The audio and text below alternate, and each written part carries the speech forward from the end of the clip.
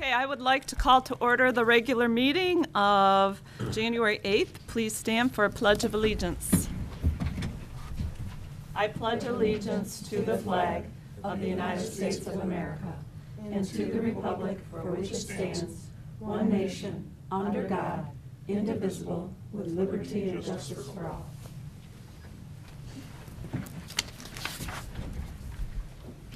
Roll call, please. Allen. Here. Broughton. Here. Darnell. Here. DePalma. Here. Padella. Here. Marshall. Here. Thurman. Here.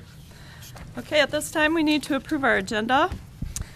I want to make some changes to it. I would like to add on new business, item H, Building Department Budget Amendment. And then the treasurer would like to add on item I, Vacation Time Extension. Does that sound right? Sure. Okay. Did you have this? Both under new business, right? Yes. Both under new business. And then item B of correspondence, I would like to remove that, so you can put a line through that. There needs to be a correction to those minutes. So the building department asked that we remove that. I'm sorry, it was which one? Correspondence B. I Yeah. didn't get a chance to call today, but I did not have A. If someone could get me a copy of A at the end of the meeting. You know what? Item A you've got in your packet in another spot.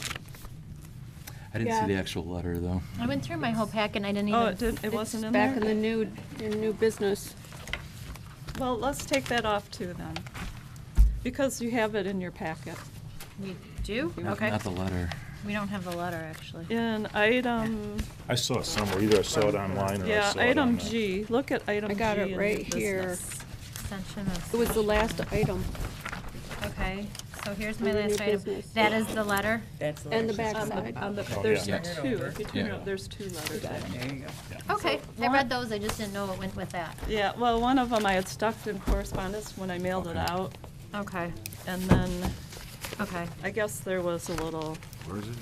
It's the very last one. misunderstanding. So take off A and B. Yeah, I It's read actually those, I just didn't two-sided. realize what the letter was regarding, so that's why I didn't know it was the same letter. Yeah. Okay. So we can take off item A and B of correspondence then, since Oh, that. man, we're just moving through this And I'm agenda. sorry I didn't call about that today, I just ran out of And then, since we have a lot of people here in regard to some of our new business items, I was wondering if we could move our discussion item to after new business? Would that be Yes. okay? I'll make I that don't motion. So move discussion to, After new business, we'll just skip discussion, and then after new business, we'll do discussion. And if any of them want to be here for discussion, they just stay still? Okay. Okay? Okay. A gets moved down to new business. So we got H-I-J. Down to the basement.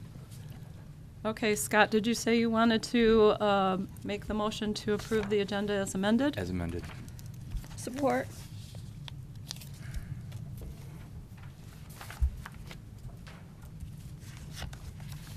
Are there any other items on the agenda that need to be addressed or moved around in addition to what we already discussed? No? Okay.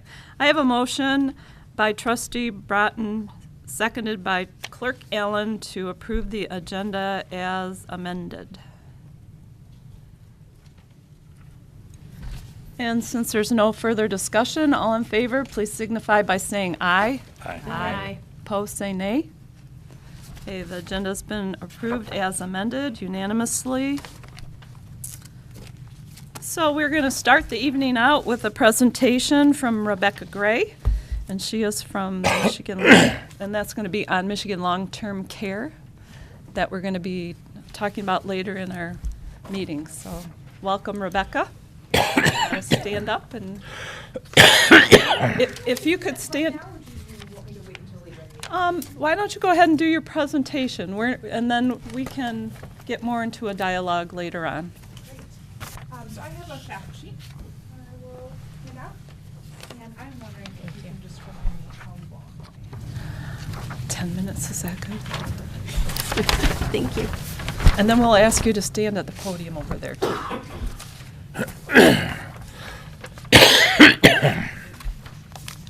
This is what now? Long-term care study. So, thank you for having me here. My name is Rebecca Gray, and I'm here to speak on House Bill 4674 in the Michigan State Legislature, which is a long-term care study bill. So I am with an, can you hear me? Yeah, I'm with an That microphone does not reach this room. It's for our cable station. so I don't need to keep So doing you the won't little. hear yourself. And we won't. Great. Good to know before I kept that up. Can't hear you then. Gotta find my lungs. So I work with an organization called Michigan United in a campaign for universal family care, which is our vision of a world where everybody's care needs are met, whether that's child care or long-term care for children living with disabilities or adults or elders, and making sure that our workforce as well is supported. And we came to work on this issue because we would keep hearing from our members that they were having trouble affording care. They were looking at the private insurance market and finding that we heard from someone that she'd gotten care insurance almost 15 years ago. And now she's been notified that the rates are being raised $300 a year last year and the next 3 years. And suddenly she can't have access to immediate services anymore. And that was the whole reason she had purchased it. We've heard from members that they have parents who are aging and they were under the impression that Medicare was going to cover long-term care costs. And now they're finding out that it doesn't and that you have to spend down to the $2,000 limit to qualify for Medicaid, and that even then there can be issues with finding high enough quality care or in-home care, because we also consistently hear that people want to age in their home, stay in places where they feel most secure and have the best outcomes. And then we also hear from our members who are part of the home care workforce or child care workers that they often don't make enough money to provide, care for their own families, that they don't receive enough training, and that they need more supports to stay in the workforce. So we began convening meetings around these issues and working with a national partner that conducted a very similar study in the state of Washington called Caring Across Generations to create this legislation, because we want to make sure that the solution we come up with is a good fit for our state. And so the study bill, as study bills go, is an exciting one. Because it specifically provides the actuarial analysis. So in addition to compiling data, which doesn't currently exist publicly in one place, about the breadth of using long-term supports and services in Michigan, it will also model out public, private, and public-private solutions to make sure that we will be accurately anticipating the growing needs, because we're seeing an increased aging population. By the year 2025, 18% of Michigan's population will be over the age of 65. So it's really, that crisis and opportunity where the pressure on the current system is going to quickly become too great, as we don't have options for people who don't qualify for Medicaid, and that as we have people pushing themselves to qualify for Medicaid by spending down, that system itself is also not prepared for the volume. So we see this as an opportunity to, create a solution that does work and supports families before things get to be too problematic. So I'm here in the hopes of having a conversation with Brandon Township, in representation of the folks who live here and have these needs, to sign on to saying to the state of Michigan that this piece of legislation is, a supported first step towards finding solutions that work for citizens. Okay. Any questions at this time, or is that something we What did you say the name of your group was? Michigan United. Michigan United. Mm-hmm. Okay.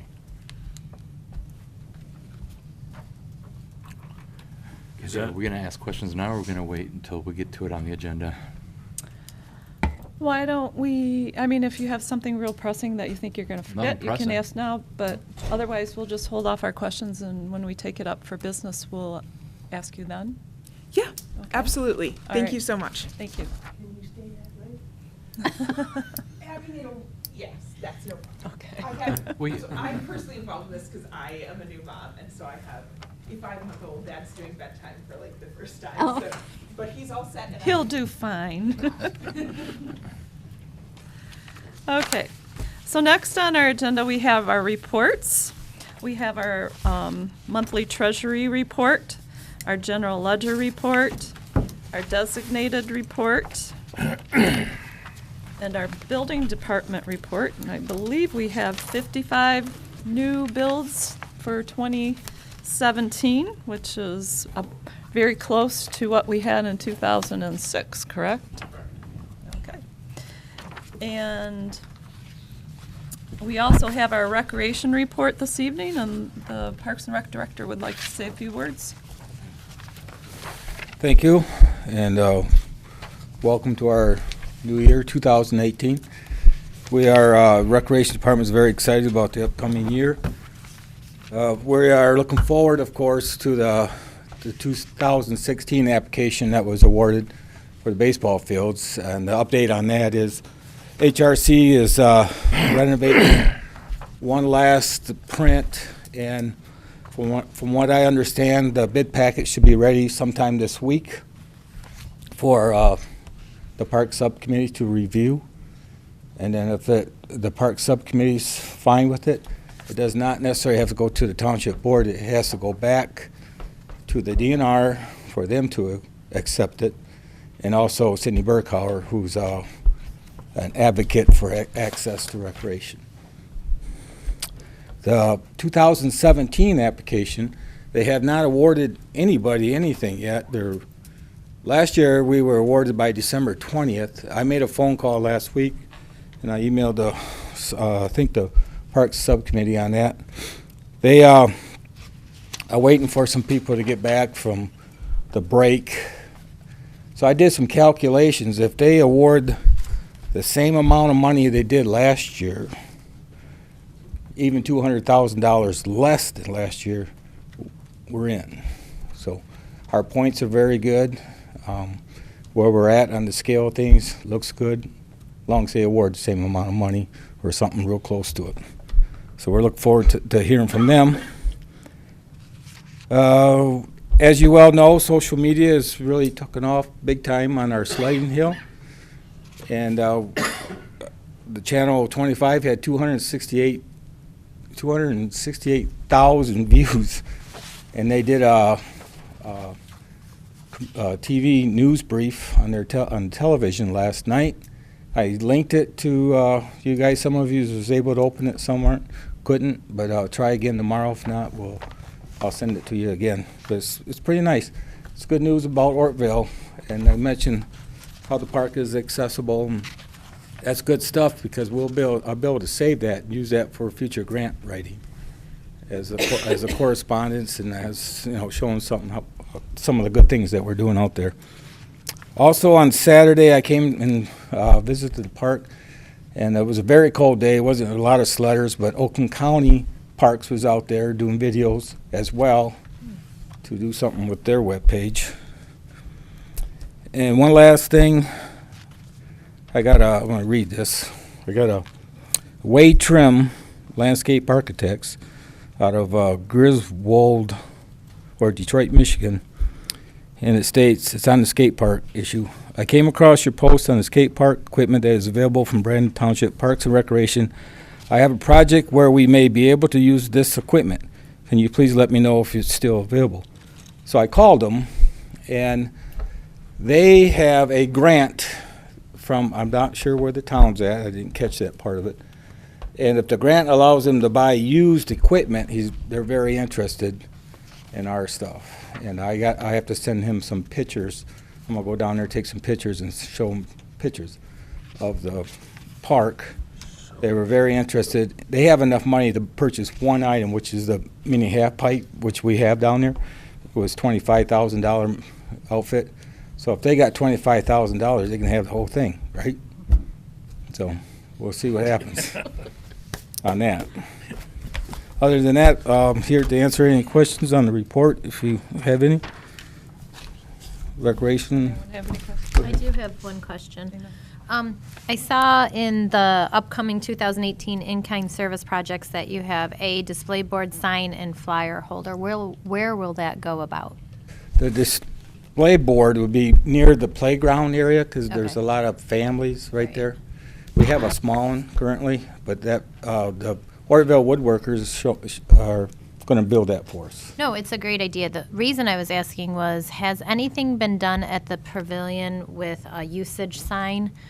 Actually, I know we talked about it before, and then somehow or another this weekend or this week, like Kayla and I were talking about it again, about a sign at the pavilion, if it's going to be in use or not. Has anything been done with that yet? This made me think of Meaning it. if somebody reserves it? Right. Yeah, we have laminated reserve, and Okay. we write their name on it, and then when they reserve it, we post it. Okay, so on that the- does get posted now, Yep. so people know when they get there if someone's coming and that type of stuff. We had somebody using a small pavilion over the weekend. They called on Friday, wanted to reserve it for a party for the Slayton Hill, and I said, I don't have the staff this late. I said, I'll tell you what, you go clean the place up and you can use it. So they did. They shoveled everything out and wrapped it with a tarp, served hot chocolate, so. But yeah, we're posting that and. Okay, I just want to make sure it was getting posted now. Yep. Okay, thank you. The only question I have is, and I don't see why it's here, from 2007, the ordinance, municipal park ordinance. Only from reason I Tina McCurry, attached that was because I know some of you were new and I wasn't aware if you knew about the ordinance or Oh, not. okay, all right. That's the only reason. I thought Just- there was. Just asking FYI for an stuff. update or something, okay, all right. Thanks, Fred. Anything else? Thank you. You're welcome. Good job, Fred. All right. We also have a Edna Burton Senior Center report. Did we get a CDBG report? Yes, ma'am. And a CDBG report. So that brings us to trustees' reports, and we'll start down with Scott.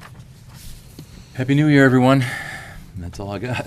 Happy New Year. All right, Dana? Happy New Year, and I hope everyone had some good holidays. I'm on the Retirement Oversight Committee, and I know the state is going to be doing some legislation maybe on the pension and OPEB, so we're going to be watching that closely, and I'm going to be trying to learn as much as I can on what the state requirements are going to be so we can make sure OPEB and pension are in retirement savings for OPEB and pension are in line. So that's all I have. Okay, thank you. Bob? Again, Happy New Year. I hope the township and all the residents have a safe and prosperous new year. I did want to say congratulations to Fred and the Parks and Rec Board for the sledding coverage you got for the hill. I think it's very cool that we get that kind of coverage on it. It's really good for our image. So thank you. Okay, Chris?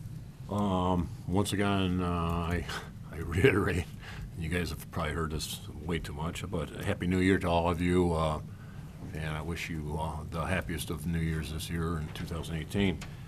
Having said that, I have another announcement, and as hard as I tried, I cannot get out of a commitment that I have at 9 o'clock tonight, so I will be leaving this meeting at 8:45. So hopefully we can zoom through the agenda. I'm driving you to that, right? SEC championship. You are, that's right. I forgot all about that, Bob. Yeah, Bob's driving me to that. All right, thank you, Chris. Treasurer's report. Well, I hope everyone had a safe and happy holiday. Try to stay warm out there. Winter taxes are coming into our office on a daily basis. We've received all our large banks now. If your tax bill was not in the bulk payment for your escrow account, you will receive a letter stating it was not in the bulk payment. It doesn't mean your mortgage isn't going to pay it. It just wasn't with the en masse payments. And we're letting you know up front because obviously I have nothing on your mortgages. I can't call them and say, hey, but you can. If you have any questions about that, call our office. Also, dog tags are now for sale for 2018. This year, the prices have gone up. Spayed or neutered are $10.50. Male and female are $18. Senior spayed and neutered are $9.75. Senior male or female non-neutered are $16.50. And delinquent dogs after the 1st of June are $33. I have that posted on the wall as well. I didn't do it, but I have to follow the rules. So there's your information. Please don't yell at me. Clerk's report. Thank you, everybody, for coming tonight, and luckily, we're getting a little bit warmer weather. Tomorrow, I will be going to the Brandon Groveland Youth Assistant Board meeting, and they're going to finalize their 2018 budget.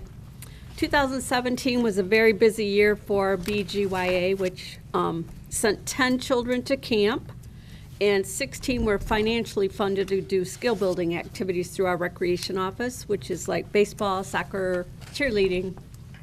Very good. We sent one child to driver's training that wasn't able to take it due to funding, so that was great. We're hoping to find more kids that are in need. The 2017 CDBG, which is Community Development Block Grant funds, were released in late December. So now we can start reimbursing our OSEF for monies that they've spent in helping our food bank and the youth assistants.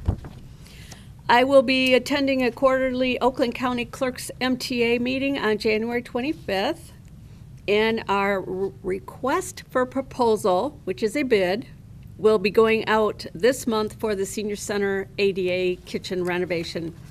So I'm excited about that. Get that money spent off the books. And lastly, election training with the new equipment and upgrades to the QVF, which is through the state, which is Qualified Voter File, will take place in February and March. And anyone interested in working as an election inspector, please go to our website and download the application or give us a call at the office. We'll get you one. Thank you. All right, as far as the supervisor's report, I forgot it in my office, so I've been jotting down notes here. But I wanted to update everybody on the Oakland County SISMA. We just received today notification that we will be able to receive $100,000 of the $150,000 ask that we had with the Michigan Invasive Species Grant Program for 2017. So we were excited about that. And I hope to bring a report to our next meeting for the board so that you can see what we did with our 2015 Michigan Invasive Species Grant Program funds. So you can look toward that. The soil remediation is continuing, and they will be sinking 2 wells on Cedar Street this week, and the residents have been notified, and so they're all good to go. And we'll probably be hearing more about the results of that in another month or 2. And just to let Dana and everyone else know, the state has already sent us a letter asking for our OPEB and our pension information. So that is due by the end of June. So we're working on that.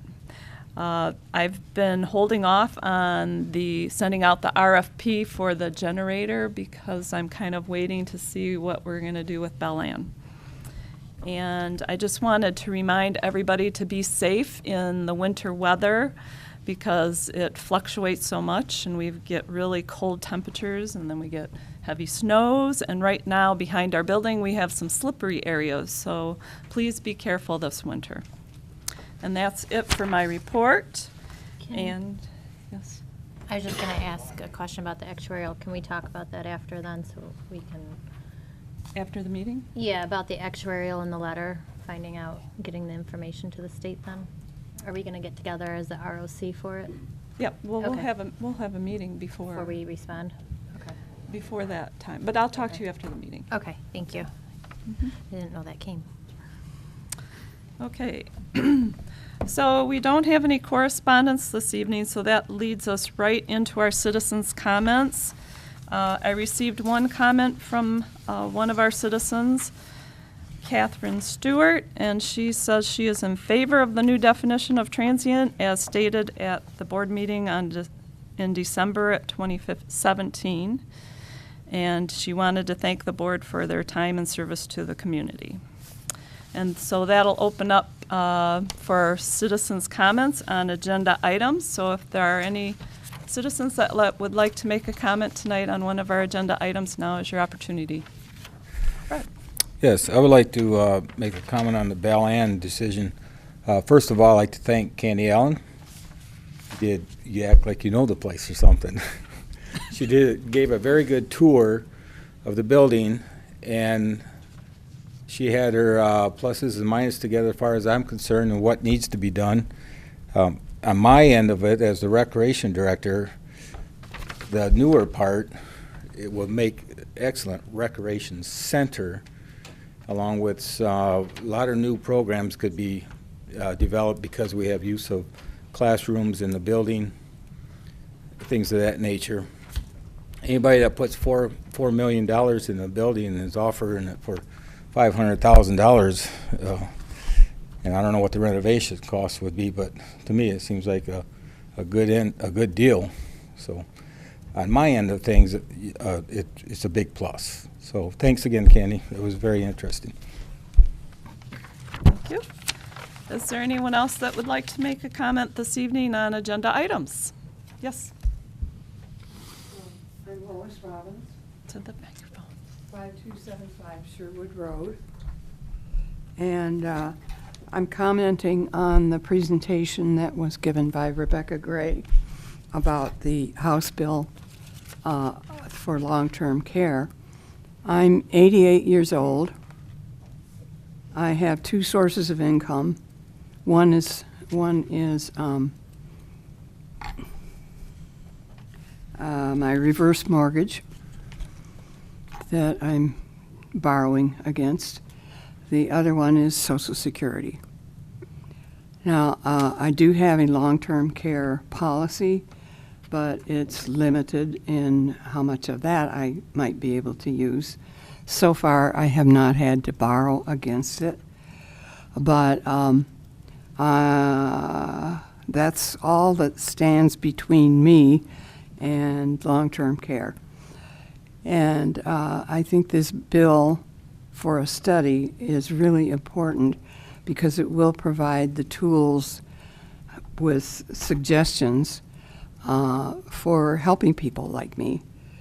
And I'm hopeful that in the future, those who don't even have long-term care insurance like I do will be taken care of and can stay in their own home, which is what we all wish for, I think. Certainly in my situation, a nursing home or assisted living facility is obviously out of the question. So just to let you know, it would be enormously helpful to people like me if that bill goes through. Thank you. Is there anyone else that would like to make a comment on any of the agenda items? Yes. Zeitz, 3081 South Hadley Road. I want to make two comments. One was first regarding the Studio Tyson agreement. I was just curious if we can put that on YouTube, if we can save maybe the township some money. I don't know if we've considered that or not. And then the other one was actually regarding the HB, the 4647. I think the intentions are good, but I'm afraid it's going to be like Obamacare. And I think it's just going to make it even more expensive for people. So I would be a little hesitant with that. So, thank you. Thank you. Is there anyone? Yes. Oh, step up to the microphone, please. Hi, I'm Verna Cole, 90 North Hadley. I would like to speak in favor of, it's actually House Bill 4674, not 47 as listed in item A under new business. The purpose of this resolution is to ask for a study. And I think, having been through the death of both my parents and my husband's mother, there's a large gap between people who can pay for their own care, whatever they need, in order to be able to be at home, and the other end of being forced to use a Medicare facility. I have an aunt who now lives alone, and she's 83 and in ill health. Fighting to stay in her home. There are less expensive ways to take care of her than to put her in a nursing home, and I think I can see a lot of gaps. And what we're asking for is not a big program. Right now, what we're asking for is the study, and I think we really need to do that for our, not just our aging population, but also for children and for special needs people. So, thank you. Thank you. Is there anyone else that would like to make a comment on agenda items this evening? Yes, sir. Come on up.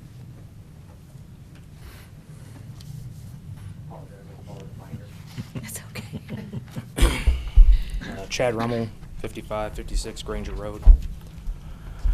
I have a comment, actually a couple questions about the definition for transient that's being proposed.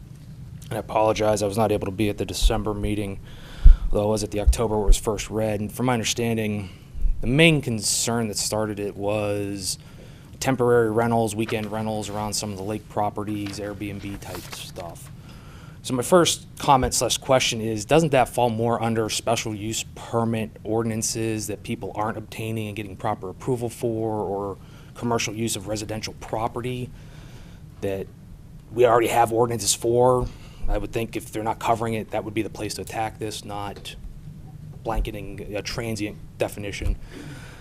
My question, the other question I have is putting this definition into this section, and spending some time today trying to search through our ordinances, which I also make the comment the ordinance portion of the website is not user-friendly, and I'm a multi-degreed engineer that uses computers all day, and 4 different searches under transient, and I got 4 different sets of results every single time, depending on which time I went in. Sometimes nothing came up. So what happens when this definition goes in there? So we have a definition of transient that's in this particular section. Where does that carry through and waterfall through on the rest of the ordinances? Is it spelled out somewhere else that you're not allowed having transient people? Or is it down the road we're going to add other ordinances to not allow transients or specific transients, or what? What happens after this would be my question. My other concern is the way this is written, means occupancy of a dwelling unit or sleeping unit for not more than 30 days in the Code of Ordinances. I assume that somewhere down the road it's going to say you're not allowed doing this. So that's kind of where these next comments come from. But dwelling unit or sleeping unit, what's a sleeping unit? Couldn't find that on the website either. Does that include tents? So now I'm not allowed having my Boy Scout troop come over for a weekend camp out because they're technically transients because they're less than 30 days, if tents count. Hunting property, vacant property. You can no longer bring a motorhome on there for 2 weeks to go hunting because now you're transient. And if you're not allowed having transient, you can't lease hunting property. I travel a lot for work. Unfortunately, one of the reasons I'm not here as often as I would like to be. My mother-in-law comes in to stay with my wife to help with the kids in the farm. She comes in for 2 or 3 weeks while I'm out of town. She occupies one of the bedrooms in my house. Is she now a transient? Do I get fined because of that? She's no longer allowed. So this is kind of the questions. I'm wondering, how far does this go? Where does it waterfall to? And is this the best place to handle it? The other question I have, Kathy, personal question. The beauty of the internet. You ride horses, correct? Mm-hmm. You have horses on your property. So you no longer can take a vacation and bring somebody in to watch your horses for 2 weeks. They're technically transients, by the way this is written. You can't have somebody house sit for you for 2 weeks, because technically they're transients. And if they're not allowed to be transients, all that goes out the window or can be fined. And if the people do that, is it something that, hey, I have an emergency at my house, the police and the ambulance show up and go, oh, this guy's not, he's only here for 2 weeks. Now I go from having an emergency to also having a fine, or whatever the penalty is. I'm assuming it's a fine, because I have a transient for somebody that stayed there. I have a buddy that has a fight with his wife, or my wife has a friend of hers has a fight with her husband, wants to stay at her house for a week. Is that a transient? So I'm a little foggy on how far this goes and issues you can arise from it. Again, like a lot of the ordinances we've talked about in the past year, this seems like a big swath to cover a lot of stuff for a clear issue. But is it the best way to handle the issue? If it's, you don't want weekend renters at lakes, neighbors don't know the people coming in and out, you're not supposed to be able to rent and use commercial property as a residential property as commercial property. There is special use permitting within the ordinances. So I was able to find that. If they're not doing that, aren't they in violation already? I don't know if any of those questions can be answered tonight, but it seems to me like there's a lot of, it's going to screw this up, but kind of fix this. Again, that doesn't seem the best way to work it. So, anyhow. Excuse me? Stay tuned. Stay tuned. Thank you. Thank you. Is there anyone else that would like to make a comment on agenda items? Okay. Jason Rumble, Seymour Lake Road. I just wanted to say that I am against this transient definition. It's already in the building code. If you want to enforce it that way. We have other ordinances, that noise ordinances, other ordinances. Somebody told me that somebody was smoking marijuana next door. Okay, well, I'll call the police. Okay, we don't need an ordinance for these sort of things. And if the issue is with lakefront properties, they have lake homeowners associations. They can deal with it. I have a big problem with government trying to reach in and restrict property rights. So that's all I wanted to say. Thank you. Did anyone else have a comment on agenda items? Okay, seeing none, we can continue with our meeting. We are going to do discussion after new business tonight, so we can move right on to our consent agenda. Tonight on our consent agenda, we have regular meeting minutes of December 4th, 2017, special meeting minutes of December 21st, 2017, regular bills in the amount of $203,178.69, prepays in the amount of $256,396.30, Township benefits from payroll account of $69,275.15. Trustee timesheets in the amount of $776. So would someone like to make a motion to approve the consent agenda as presented? So moved. Support.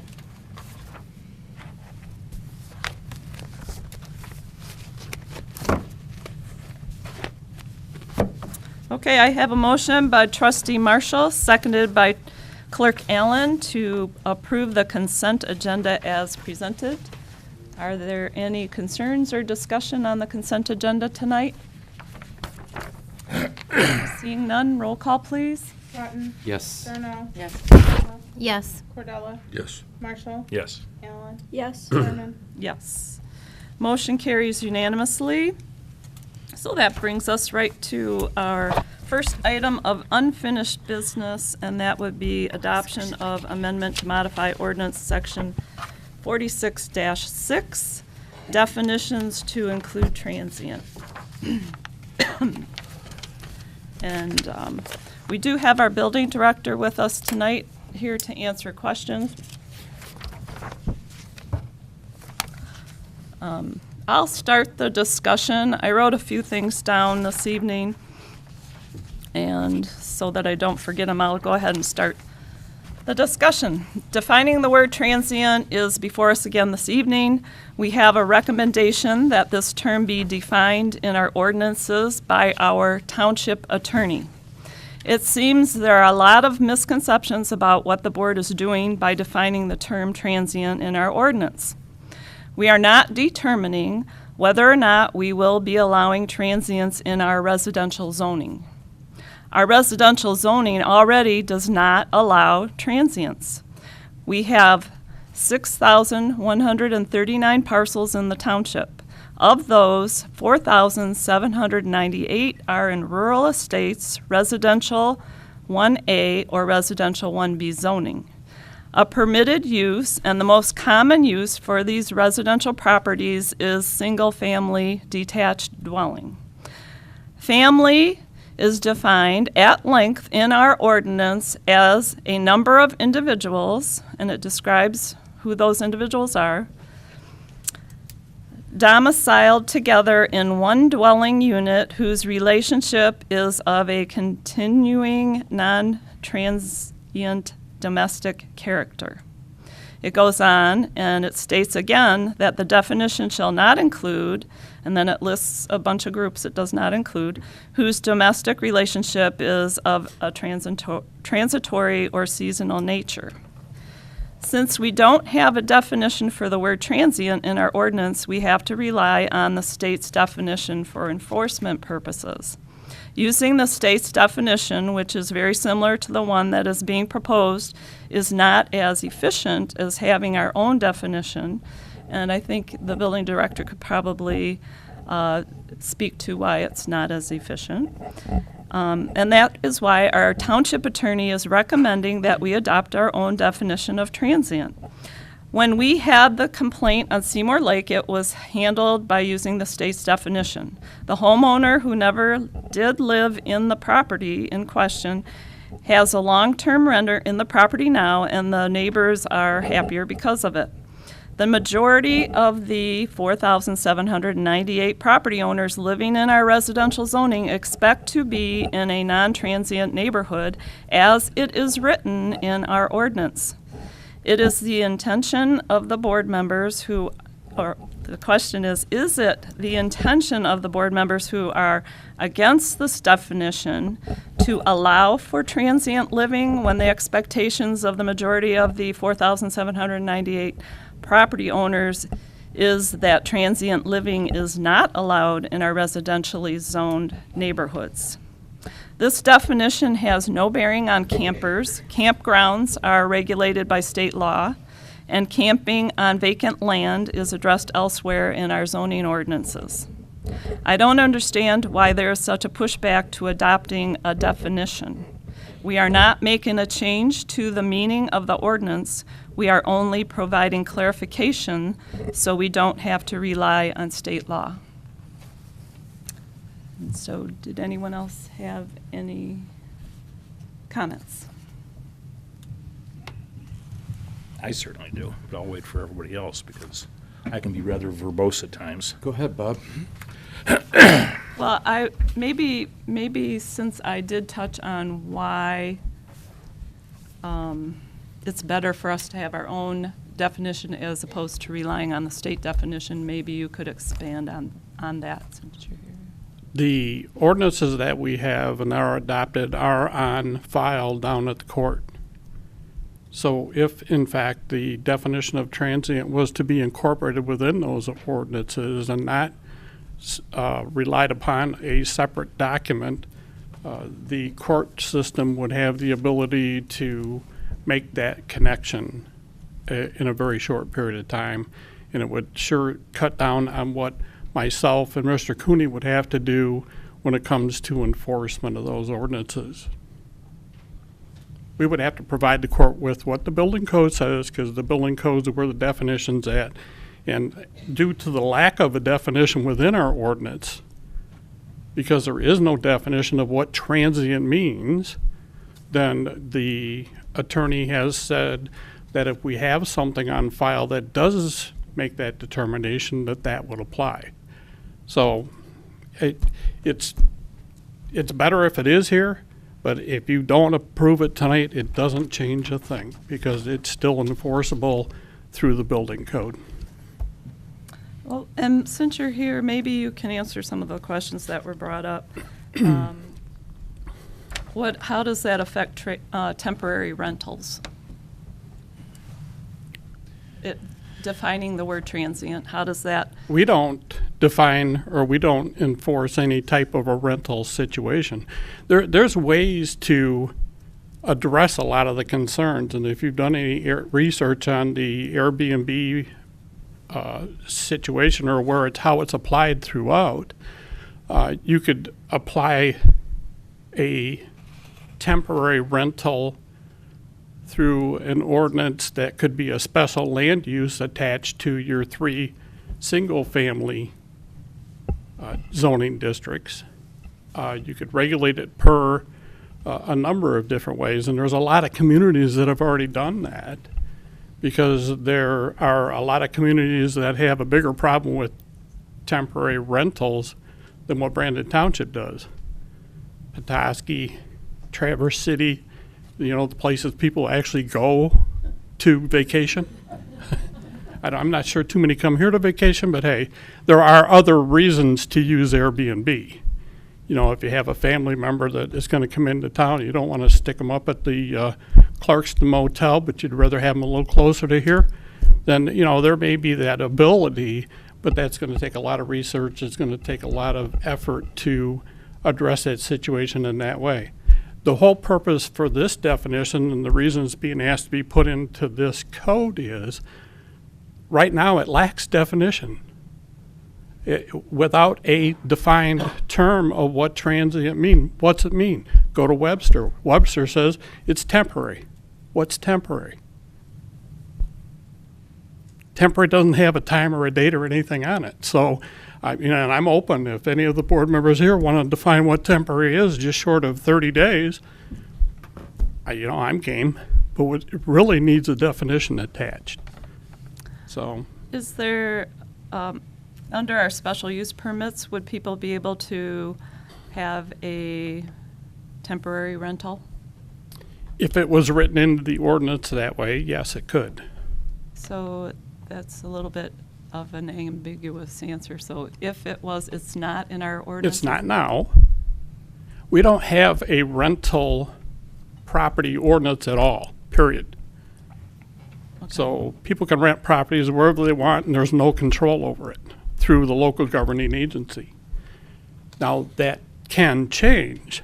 I wouldn't support a rental property ordinances the way many other communities have, because 1, we don't have that many rental properties that we're aware of, and 2, they usually come attached with a fee and inspections and a whole bunch of other stuff under the state housing code. So if we stay back from that, we don't get caught up in all that paperwork and intervention by local government for single-family homes. The issue is, however, rental properties by themselves typically are not occupied by the landowner or the property owner. So they're a non-existent person within the facility itself. They live somewhere else. They're here to rent a parcel property or a house for profit.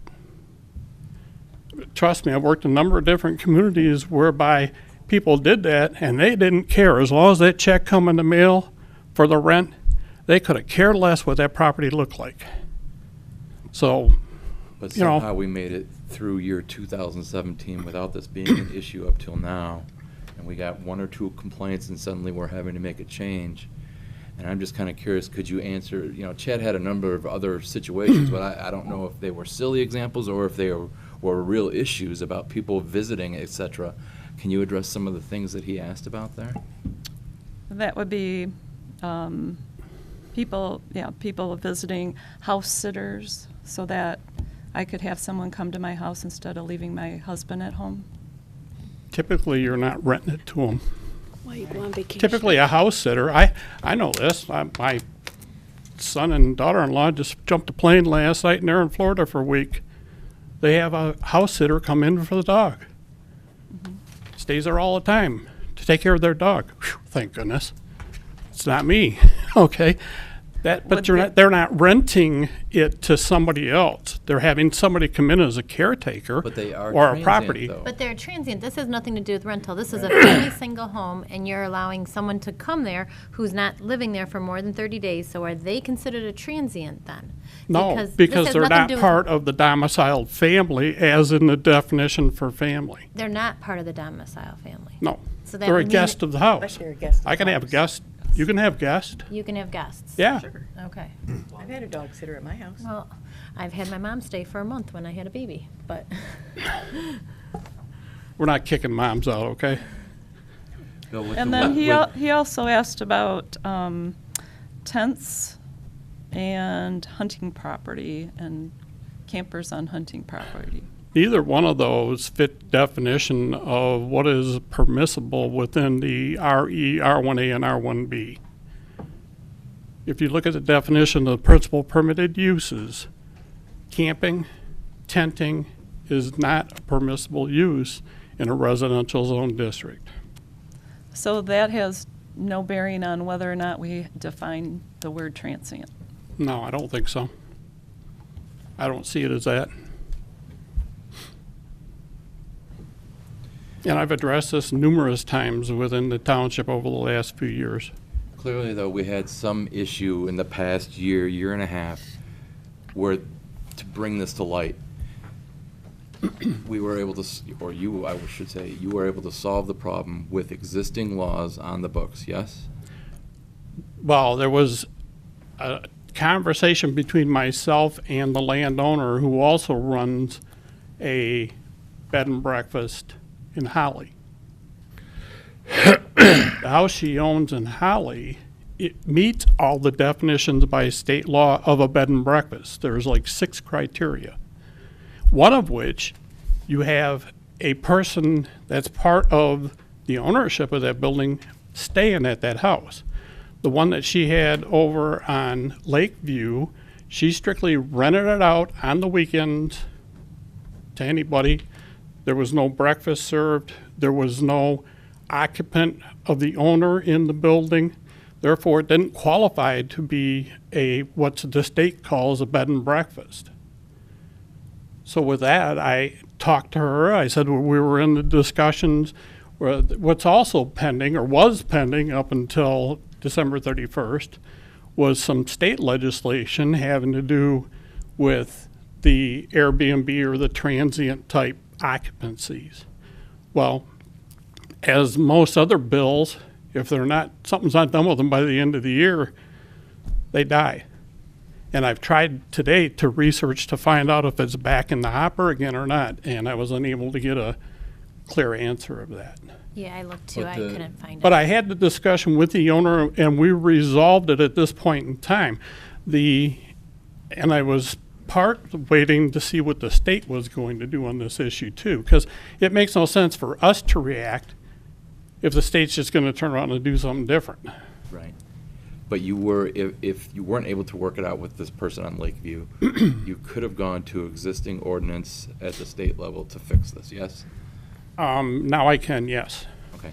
At the time we started this, no. Okay. It's That's the what I most need- that's all I recent need to copy of the 2015 recently adopted by the state building code that actually put the definition as it's written before you tonight in the code book. Right, coupled with, we did hear from Lieutenant Glover at our last meeting or the meeting before. He's received no calls, no complaints on any of these rental issues. Yes? You'd have to ask him. I think he brought up about at the campground, but not in I just homes. thought he said that we had received no complaints on this issue. No, we've had no complaints. Okay. It was talked about before, if neighbors would have complained, let's say loud music, disorderly person, then yes, we could have enforced it under state law, but we received no phone calls or complaints to reference that. Okay, thanks. Thank you, Greg.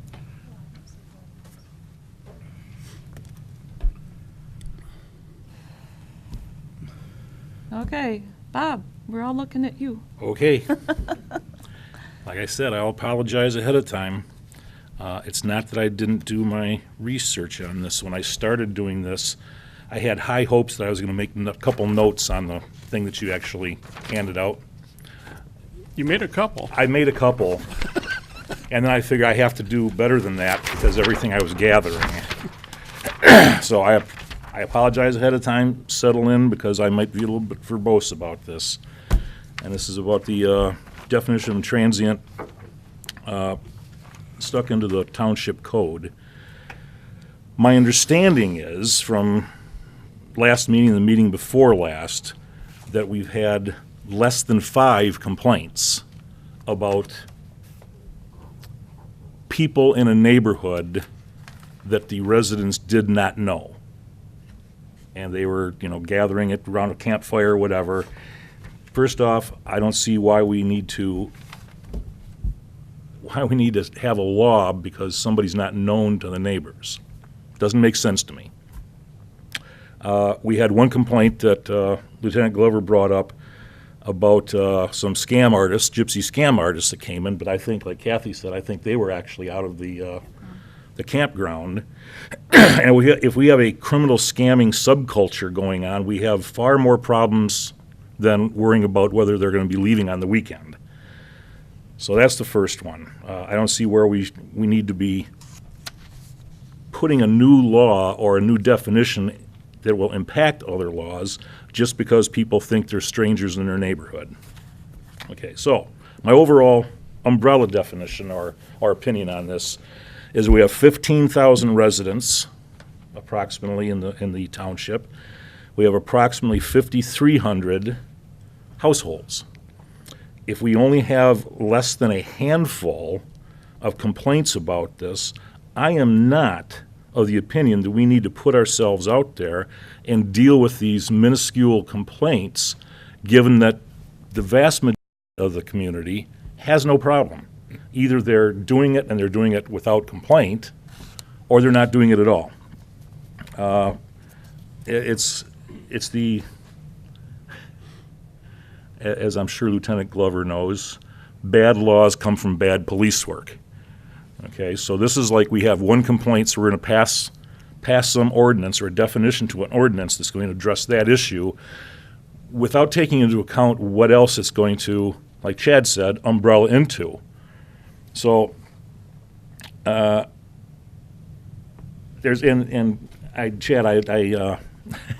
it's funny you brought up some of those things, because one of the things I did find in the ordinance is adult foster care homes. If you read the definition of adult foster care homes, they would fall under transient. Give it a read. It's 46.6. Give it a read. All right, so my specific criteria for opposition to this is I think the word transient places the enforcement issue on the people that are there, that are the, quote, transients. They're coming in for a week, they're coming in for 2 weeks, they're there for a weekend, and we have a complaint that says they're transient. So the enforcement effort then goes towards the person that's actually the transient, not the homeowner, not the property owner. We have numerous sections in our code that would directly impact the property owner in dealing with these situations. So let me go through a couple of them here. I'm trying to skip through, so I'm not using up too much time here because Chris wants to leave at 9. You have to drive them. Yeah, and I have to drive them, yeah. I think it's far more effective and efficient to hold the property owners accountable for perceived violations and disturbances or disorderly conducts than it is for the actual transients. Chapter 28, Section 28-223, permitting presence of disorderly persons. It shall be unlawful for any person to permit or suffer any place occupied or controlled by him to be a resort of noisy, boisterous, or disorderly persons. You're laying the onus on the property owner and not the people that are there. If the people are there, they're coming in for a week and they're obeying the laws, they're not being a hazard, they're not causing any disturbance in the neighborhood, who cares? Let them be there. Is that a question you're asking him? No, it's a hypothetical. All right, so that's 28-23. Included in the subsections of that same chapter are restrictions against jostling, crowding, fighting, fireworks, loitering in vehicles, using places not specifically designated for bathrooms, language or gestures causing a public disorder. Those would all seem to fit with people that are concerned about the possibility of people getting rowdy at their neighbor's house next door. Let's see. There's another wide arrangement or assortment of appropriate ordinances currently in the ordinances that also could be used. Furnishing alcohol to a person under 21 years of age, contributing to the delinquency of children. There are offenses against public morals, such as indecent behavior, indecent exposure, public nudity, prostitution, possession of controlled substances. All those things are currently in our ordinances. And there's no reason that I can see that we have to put the onus of enforcement on the people that are renting the property from somebody and not on the property owner.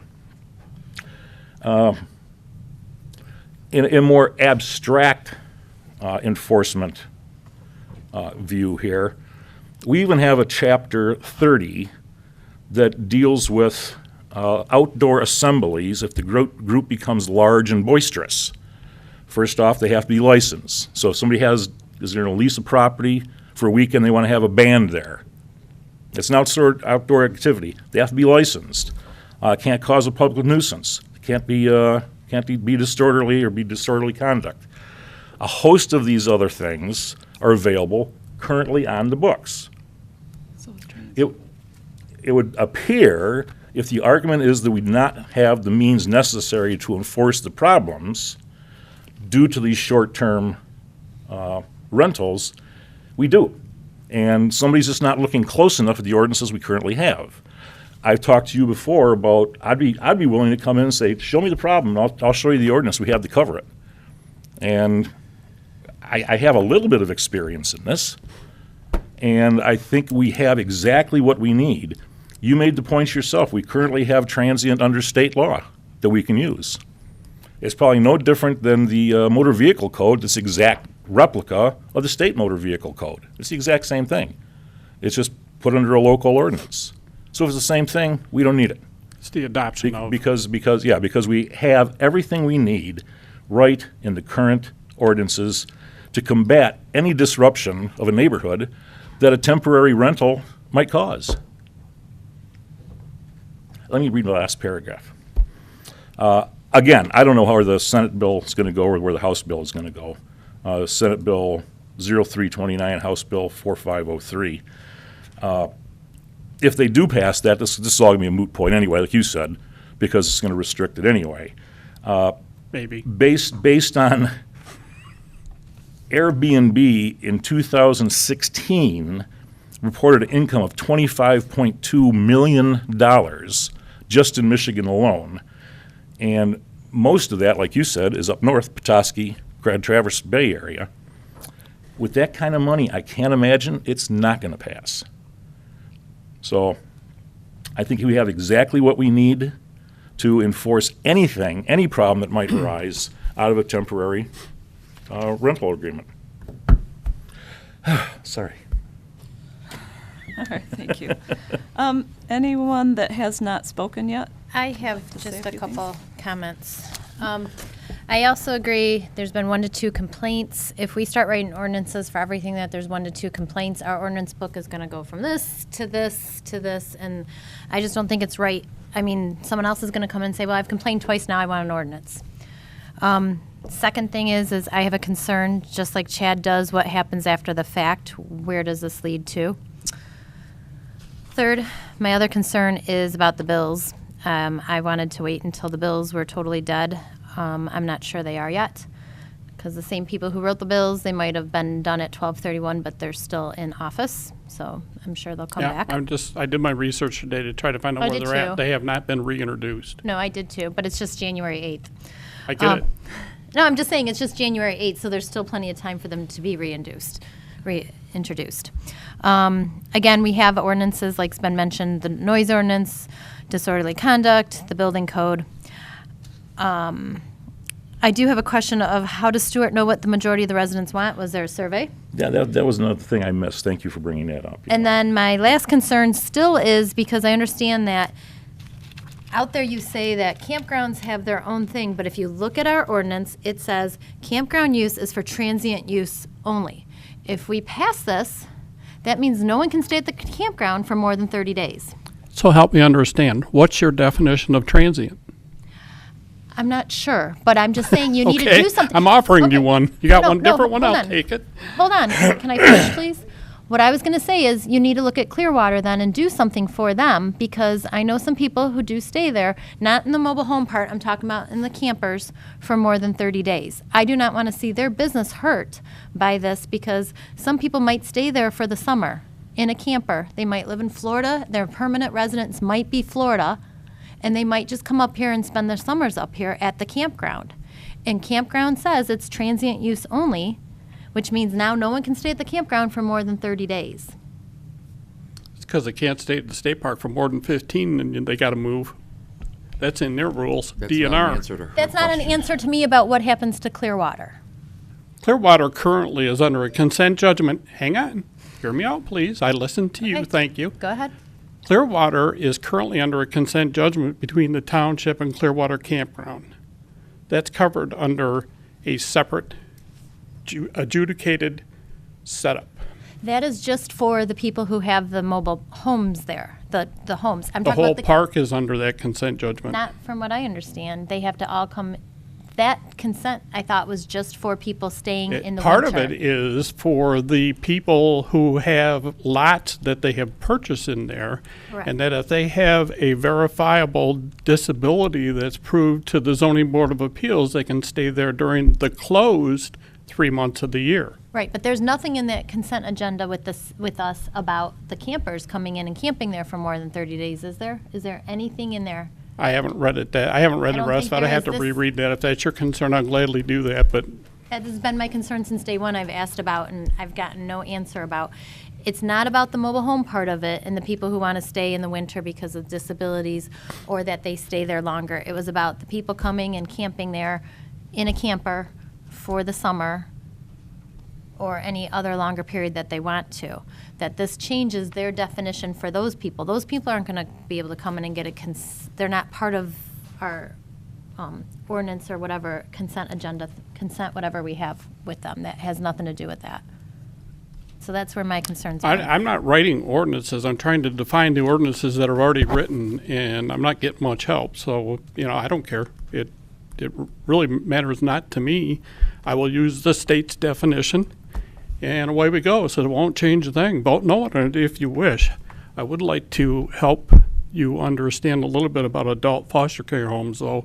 If you read that section, I did. Within there, it says, as required by Section 206 of Public Act Number 110 of 2006, adult foster care homes are regulated under state law. We don't Right. have an opportunity to make it any different. Right, what's the paragraph after that, though? It defines length of stays. I'm sorry, what? It defines length of stay right directly after that, however. Under permitted uses? That's why I'm not reading sure. it I under don't have it right in permitted front of me. uses for the I'm RE. not sure but- if my phone can pick up the Okay, ordinance or not. whatever. But it's 46.6. And I understand the parts you're talking about. You're talking about licensing by the state, but directly underneath that, it talks about length of stays. And they're not lengths of stays that are required to be 30 days or more. They can be less than 30 days. Wouldn't that make them transients? It would, but they're also regulated under the state law for adult foster care facilities. Okay, but And the state still- law says they don't have to be, they don't meet any other part of that single family. They're considered a single family by virtue of that's where the state law put them, but they don't meet the other requirements being relation by blood or marriage Right, or you're any of exactly the right. other They don't parts have of that to. same ordinance. Right, but they don't fit that But they either. have. I agree with you. Okay. Okay, and I'm trying to find it. I'm not sure if I can get it on my phone. But there's a specific section underneath that portion you just read, and they talk about lengths of stays of the Yeah, residents. It's for, care for more than 24 hours for more than a day or two or whatever it is. Yeah, it talks The about building less code than also 30 defines what days. adult care facilities, daycare facilities, child care facilities. Okay, well, There's a that's- whole list. And of them. whether it's an issue or not, Right. I read it and I went, well, isn't this also transient? So my It phone's is, not. but it's also cooperating. regulated under the state law, so, So it's out of our hands. yes. All right. But the other things still apply, everything I said. Whether that one does or not, I don't know.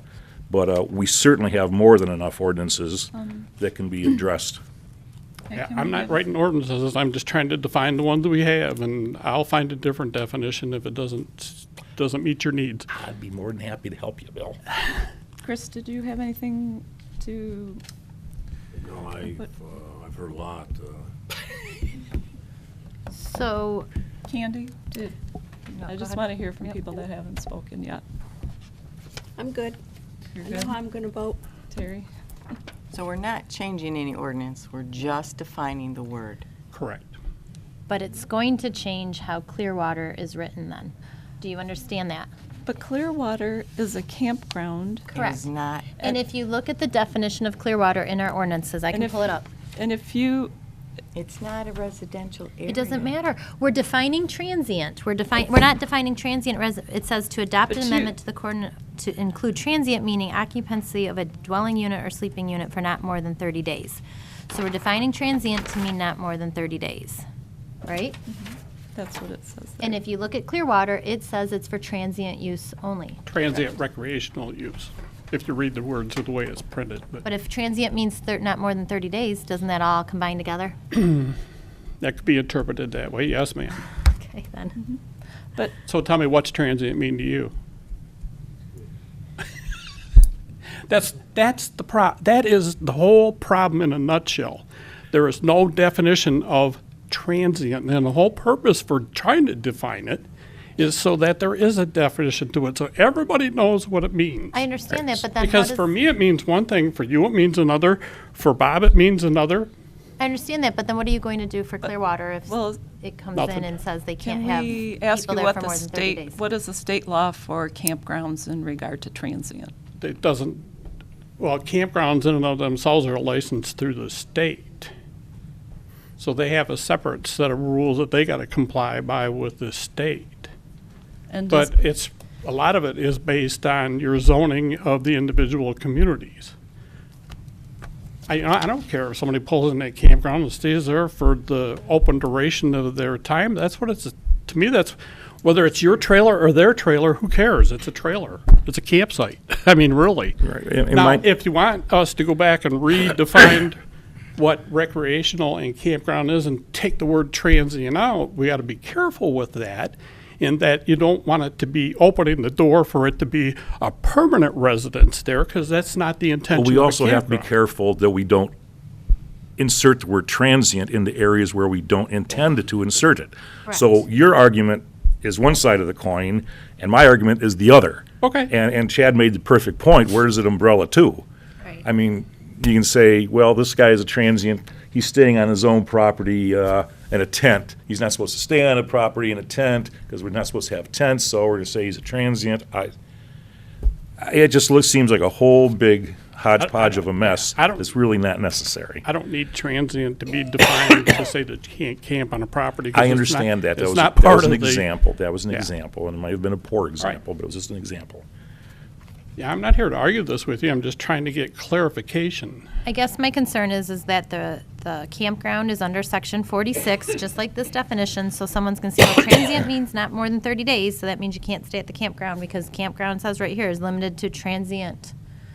So, People staying less than 30 days. Who's going to police that? Exactly. it doesn't matter who's Are gonna you gonna police it. police Why it? are we gonna have an ordinance that No. isn't gonna be policed? And We've that, and talked that's the about problem that. we've run into That's before, right. where the comments have been, well, I wouldn't do that.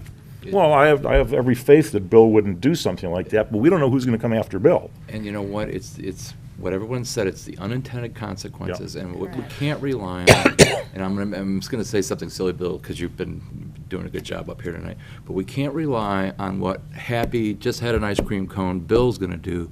We have to worry about what surly, my dog just died, Bill is gonna do.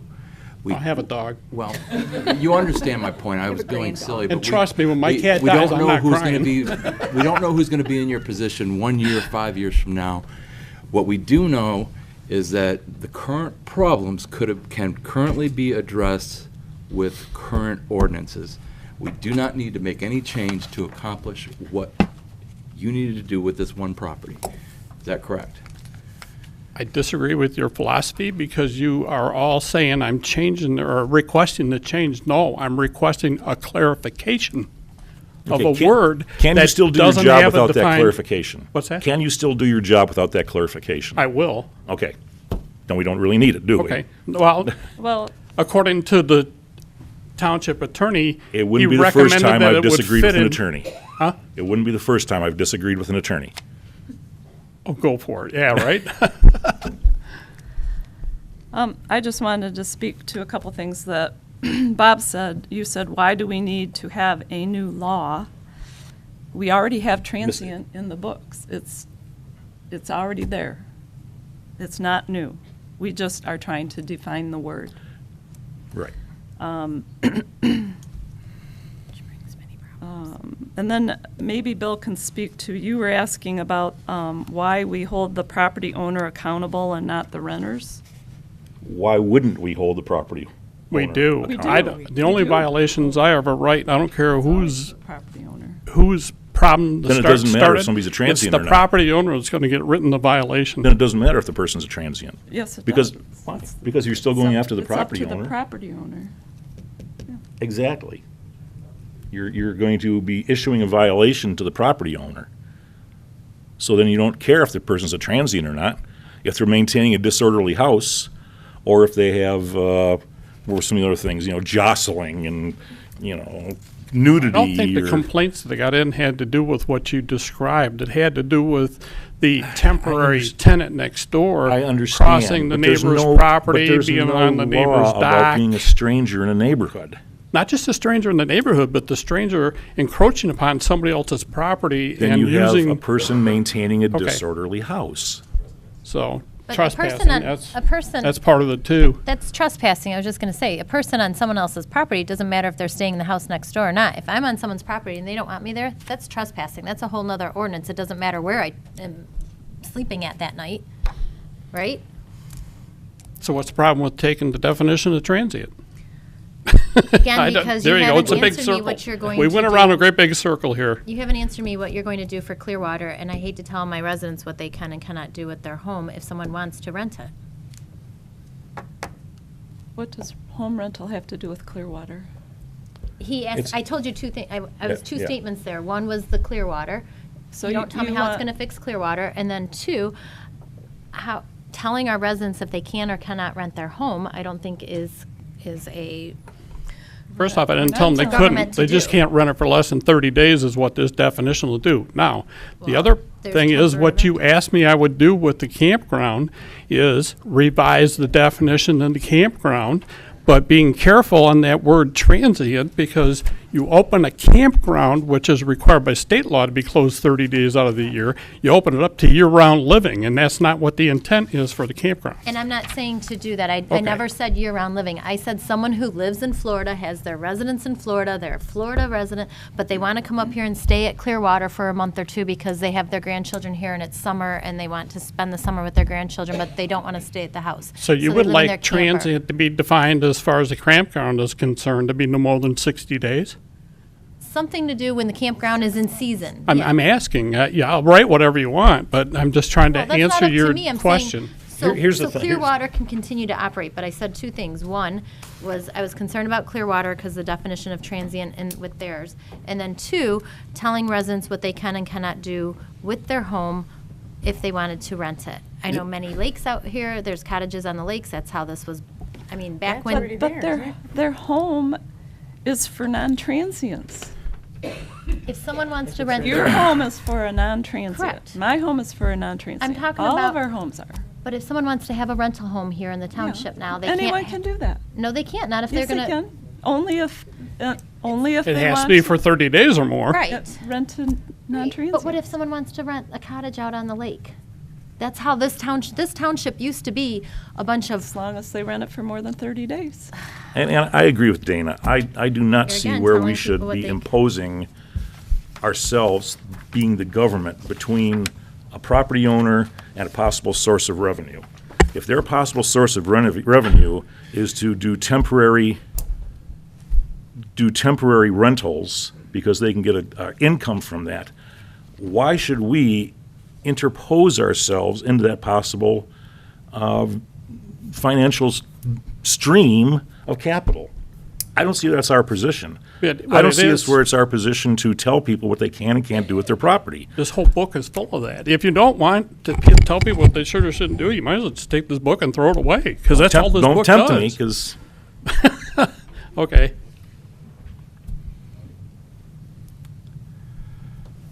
we're beating a dead horse at this point. Kathy, are you think so. making a motion I for this? think Because I so. have a feeling that everybody's said their point of view at this point. You're right, Scott. Where is this?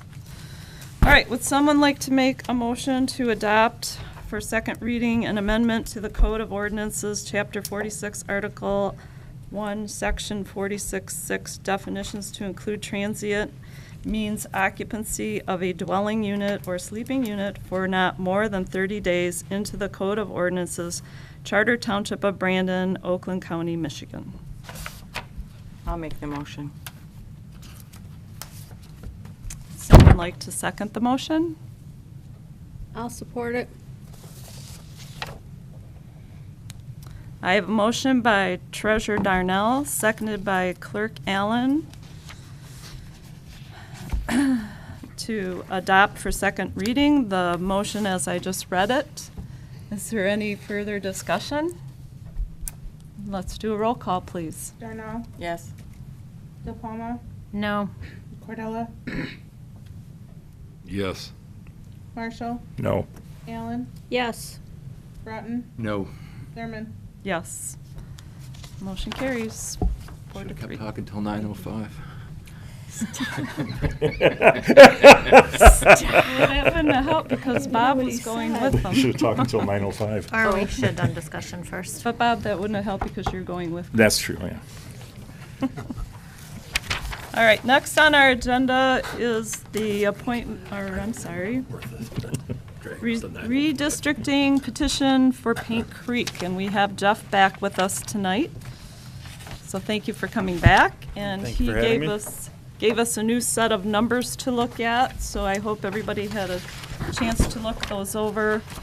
And you wrote, what, 4 different options? Yeah, that's correct. Is it We 3 actually, different options? yeah, we have 3 different options, and then we kind of have what we're considering to be the baseline scenario, which is how it was operating before. And I want to clear up again that how it was operating before we cannot continue on. And so what I did was I prepared some additional graphics and some maps here to kind of show you, what are the options, and then I also prepared some to start us off with to just show you how we got to where we are. What happened was in 1906, 2 different drains were petitioned with a common channel. One was 1904, one was 1906, but they had a common channel at the end of them. And per the drain code, you make an assessment district out of any water that gets to that point. So that is why the original 2 drains, the Cowden and the Big Meadows, have such similar assessment districts. It's because they had outlet at the end. So you had basically 2 of the same district maintaining 2 different channels. And in 1916, they made a much more encompassing drain called the Paint Creek Drain. And that went over top of a lot of the original Cowden and the Big Meadows. And so if you look at the 1916 map, that's page 5 of 8 in your packets, that one shows what the Paint Creek in 1916 did.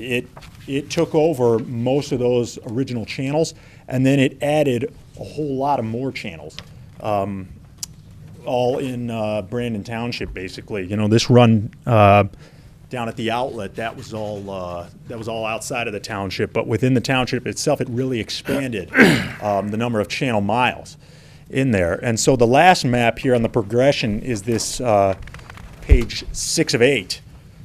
And so that is what it looks like presently. So you can see the pink that was the Paint Creek. It was petitioned over top of the original channels. We consider that to be the Paint Creek. And that was done in 1916. So at present, everything that's pink is part of the Paint Creek and paid for out of the red assessment district. And then the way that we were doing it, which we're calling Just hold on just a Yeah, second. sure. I'm having a hard time seeing pink anywhere. Yeah, thank you. I'm seeing red and I'm seeing orange. Maybe I'm colorblind. Okay, I'm sorry. I'm referring to the channel itself and not the assessment district. I apologize. All right. So the channel itself we colorized for these maps to show you there's 2 different things. There's an assessment district and a channel. Yes, And the that's assessment district pays for the channel based on water that reaches it.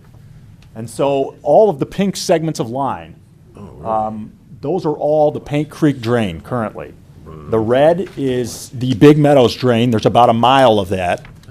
And then the blue is the Cowden Drain. There's also about a mile of that. And then there's 15 miles of the Paint Creek Drain. That's the pink. So the blue and the pink are basically overlaying each other. Is that pretty much most of it? Well, all right, I'll go back to the first map. The light blue highlight, that was the Cowden drain. The red highlight was the Big Meadows. And then in 1916, they put a drain over most of those channels. They just left a few little pieces off. They left a piece here. They left some pieces here. They more or less amount to 1 mile was left of the Cowden, 1 mile was left of the Big Meadows. The rest of them got absorbed into the Paint Creek, and then they added a whole lot of other channels as well, all in Brandon. So you have 15 miles of Paint Creek drain. You have 1 mile essentially now of the Cowden and 1 mile of the Big Meadows. But we never changed those assessment districts. And so it was charging everybody within the larger assessment district to maintain these two little, small pieces of the Cowden and the two small pieces of the Big Meadows. And our attorneys clarified that that's incorrect. That is not, that doesn't comply with the drain code. The way you would have to do that is per this scenario B. So if you go to page 7, it shows scenario B. I came up with this hypothetical assessment districts to maintain those bits of channel that are still out there that were never taken in as part of the Paint Creek. So I don't think I clarified this very well last time we had spoke. If we do nothing, then this is what we have to do to maintain the channels. So if there's no action by the township, the assessment districts basically have to be redrawn to maintain so that the water that's flowing into those little channels there, the people that flow into those are paying for them. So it significantly shrinks the assessment districts that maintain those. That's not our recommendation. Our recommendation is to consolidate everything into one big Paint Creek drain. So all the lines you see on here, that red, that blue, everything, that would all be one drain with the pink, and would all be paid for by the red district, rather than having separate assessment districts.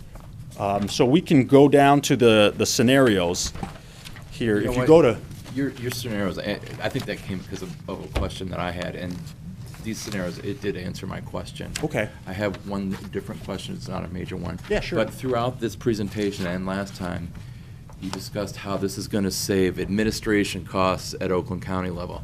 Are any of those costs being passed on to the residents? Yes, they pay 100% of those costs. So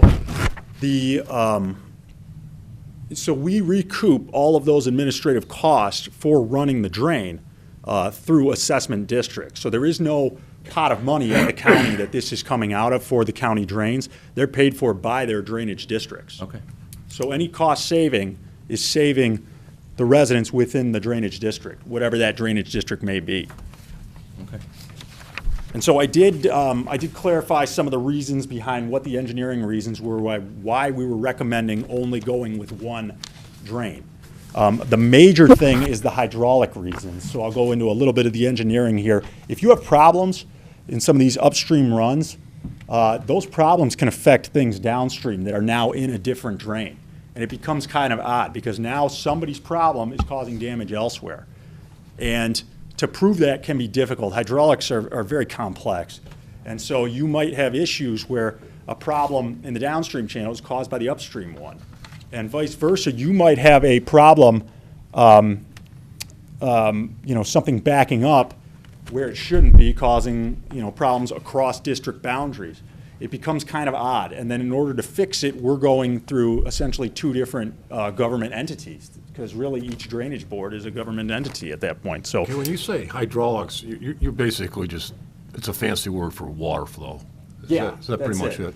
Correct, yeah, water in an open channel setting. Just so that, I know what you're talking about. Yep, Okay. so like erosive forces and Yep. different things that come out of Okay. that. Very good.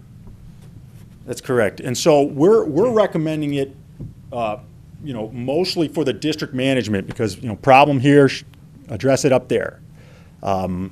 Different maintenance fixes work at different areas and it can affect different things. It manages it from a watershed perspective. And so it's more efficient and generally more effective. If you have siltation up here and it's causing problems here, So, soils are running off into this drain and they're getting deposited down here. These people, are going to end up paying for that when these people won't fix it. Because if I go to them and say, hey, you're causing these problems, and they don't think they should fix it, then that's a problem. Whereas if it's all one channel, then the issues that come up down here can be fixed by everybody. And the issues that, are occurring here can be fixed by everybody, rather than, having different boundaries that you're now crossing and complicating matters. But that is, that's more from the district management perspective. It sounded like a lot of the questions had to do with the costs and how this is changing things. So in this, if you look at page 3 of 8, I do a breakdown here for what's going on with these costs and how they're changing. The previous system, that is the old system that we can no longer use. And what I did was I just took the maintenance of those 2 miles and charged them just to those upper districts, the Cowden and the Big Meadows. And that's how we would have done it before this clarification. But since being told, no, you can't keep going like that, the default scenario is now scenario B, which is page 7 of 10, where we have these much smaller assessment districts maintaining those few miles of channel that got left out when they made the original Paint Creek. And so if you look at what's going on with their assessments there, if you're within that old Cowden drain or that old Big Meadows drain, you're also within the Paint Creek. And their assessments you would compare to, so in that previous system, Cowden, Big Meadows, Paint Creek. So they were in 3, now they're in 2. And theirs are going up by like 54, 58%. Whereas people that are outside of those, they go down, and then people who are completely out, they don't really change. Go ahead. Okay, so my question is I've looked at all this, and the previous system, is that what you're telling me they are currently being billed on their assessment, or is that if we just took what you want to do, this is what it would cost these people? Well, so that is, or you mean the total amount for the assessment? Well, wait, so I'm looking at going, okay, the previous system, you're saying the average assessment is $70 for the Cowden, Big Meadows, and Paint Creek, and the average assessment for Paint Creek only is $53. Is that what they currently pay per year? Or is that what, if this? Well, that's for the project. That's for the project, Yeah, okay. that's correct. So this is run on a $262,000 assessment. Okay, so what this is this is saying that now if we go to scenario A, because obviously looking at everything per my eyes, scenario A is the best for our residents. You're saying that they're going to have an additional average assessment of $60 No. on top of what they already pay. No. So what I did was I added all the assessments that they would be paying together for that. So for the previous system, when you see those parcel location, Cowden, Big Meadows, Paint Creek, that means the sum of their 3 assessments would be $70.56 on average. And the people down here in only the Paint Creek, their single assessment, because they don't have the other 2 districts, their single assessment would be $53. Under scenario A, those same people, and I used those 3 drains in there just to show, that's who you're comparing it to, is those people that were in that.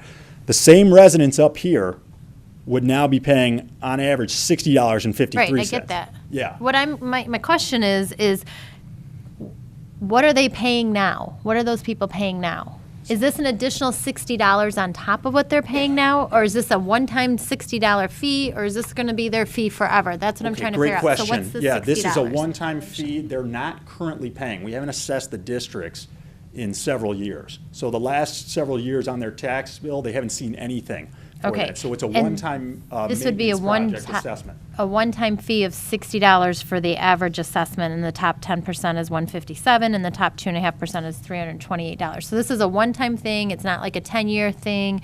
It's not a every year thing of $60. Correct. Now, for maintenance, generally it's somewhere around, in most channels it would be about a tenth of this.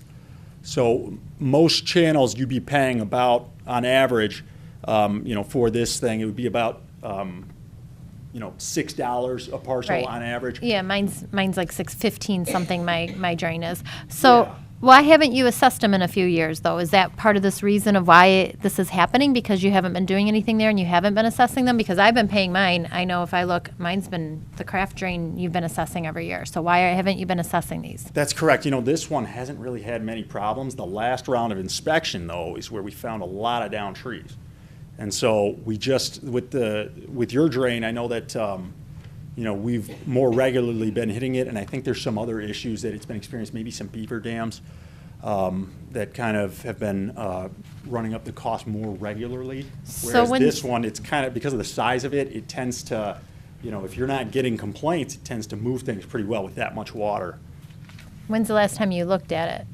When's the last time we inspected it? Before, okay, you just guys inspected it. When's the last time before that? They're generally on 3-year cycles. Okay, I so in wanna 3 say it years, that was- much damage was done. 2013, yeah. So in 3 years, there was that much damage done to it for this big of a project to happen. Well, there, Yes. there could have been some there, but it wasn't enough to warrant a project. as For well. my investigation, all the work orders were written in 16, so Were they? generally you find them to be, you know, generally if there's like a repeat section, it won't get written as a new one, but all of the date ranges on those work orders, when I checked our system, were all from then. So, you know, unless they changed a practice, it looks like we just found them on the 16 inspection cycle. Okay, I have a couple of questions. Yeah, go ahead. Has the Paint Creek Drain Properties been paying a SAD and a special assessment district for the Paint Creek Drain? Yes, that's correct, but we haven't assessed it in several years. So in Brandon Township, there has never been a Paint Creek Drain special assessment. No, there has. How long ago? Because I've been here for 10 years and I've never seen it. And you're within the district? Yeah, well, I'm the treasurer. She's the treasurer. So any of the special assessments are on the Gotcha. tax bills. Okay, no, I wasn't sure if you were referring to your bill or. No. Okay. I can't tell. It looks like it's been over 5 years. I know that. We switched softwares around then, so I didn't find exactly when the last time was that we did it. I just know that the funds were in the positive before, so they did have enough in there to maintain what they were doing. And sometimes that happens with larger assessment districts because they have, the pot of money is capped at a dollar amount based on the number of miles of drain. So a 15-mile drain, they might have had a fair amount in the account, and it's just sitting there at that point accruing interest. And it's, sometimes these things just build up, and you're able to do all the work out of what's in the account for a long time. So how many parcels are on the Paint Creek Drain in Brandon Township? When you say on, do you mean like actually bordering the drain, or do you mean the Yeah, assessment that they district would be- itself? Right. Because people who drain into it are subject to the assessment, if that's what you're asking. The number of parcels in the township on that drain are 972 are in all three, and then another 298 are in the Paint Creek only, so about 1,290. But I've never seen the Big Meadows either. The only one that I've seen is the Cowden. It's been several years, yeah. Is there any kind of recommendation as far as, I don't want to be judgmental about who can afford to pay this and who can't, as far as spreading it out over 1, 2, or 3 years? Or is this, does it all have to occur within 1 year? We can do that. We have the ability to. The County Board of Commissioners makes available money for infrastructure projects, which they will then allow you to repay on 3-year term. We've got one for a 5-year term this year. It's low-interest loans. And, you know, generally, we really like the route, you know, taking that route if it's a situation where, you know, people are having a hard time affording things, because it gets things done and it gets them paid off with a low-interest loan. I just don't, you know, for some people, getting an extra $60 bill might be a big deal. And so if we can spread it out for them, I think that's a good idea. Yeah, how does that work, though? I don't know. Well, How does it and then work he's from our just end? saying it's an interest, so they're gonna have to pay interest on it. That's correct. I not will just say the last one out. we did was done at 1.38% annually.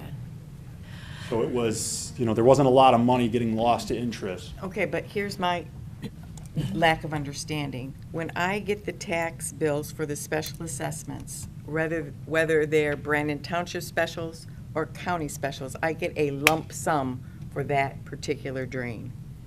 How then are the people going to be able to take advantage of that loan if I hand them their tax bill and it has chunk, this is your special? So what we can do is turn that over to the county itself if we make a determination on the parcels. What we could do is send a mailing and say, this is what you're going to be for this project. And we could say in there, you know, hey, if you're going to have a hard time paying that, here's the number you contact. We can set something up for you. Right, then they won't pay that portion to you, they just pay their tax portion and not their And then assessment. how am I going to take that off their bill? I Well, think okay, you so- do all the accounting in your office, right? Yeah, And then that's it gets correct. sent to her. The way that it's set up is, the way that these special assessments are set up, they're done through the county treasurer's office, essentially as a delinquent tax. And so it's done through that department. So they set it up as something that they collect outside of the normal drain collection accounts. But we're very clear, we break out which parcels are, you know, doing that and which ones are not, if something like that comes up. So I know last time we talked, this cost had in it the cost of redistricting, reorganizing, whatever you want to call it, and then the cost of the actual maintenance. Yes. I had asked the question of why should we have to pay for the redistricting of all of this?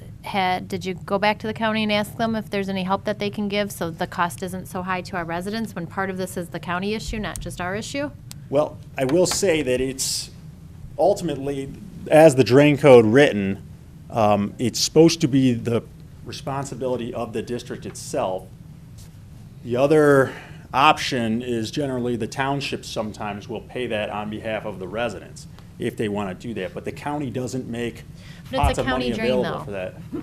But it's a county drain, so. It's an interesting name because ultimately it's the assessment district paying for it. So yeah, we get that one a lot. You're not the just- first person to ask that question. It's understandable. But yeah, trying to help my there is no residents. county element. The only county element in it is the road commission paying for the drainage of their streets.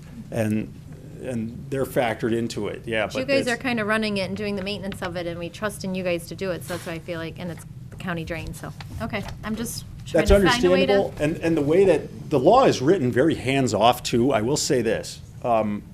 It is written in a way where generally we don't act unless you're petitioned, you know, so that's why we're asking for the petition in order to do this. We don't have the power to do that. We do have the power to do some maintenance and to assess, but only up to a limit and only so much. It was a set of laws set up where the people benefiting from it wanted to not give up too much control to a central government.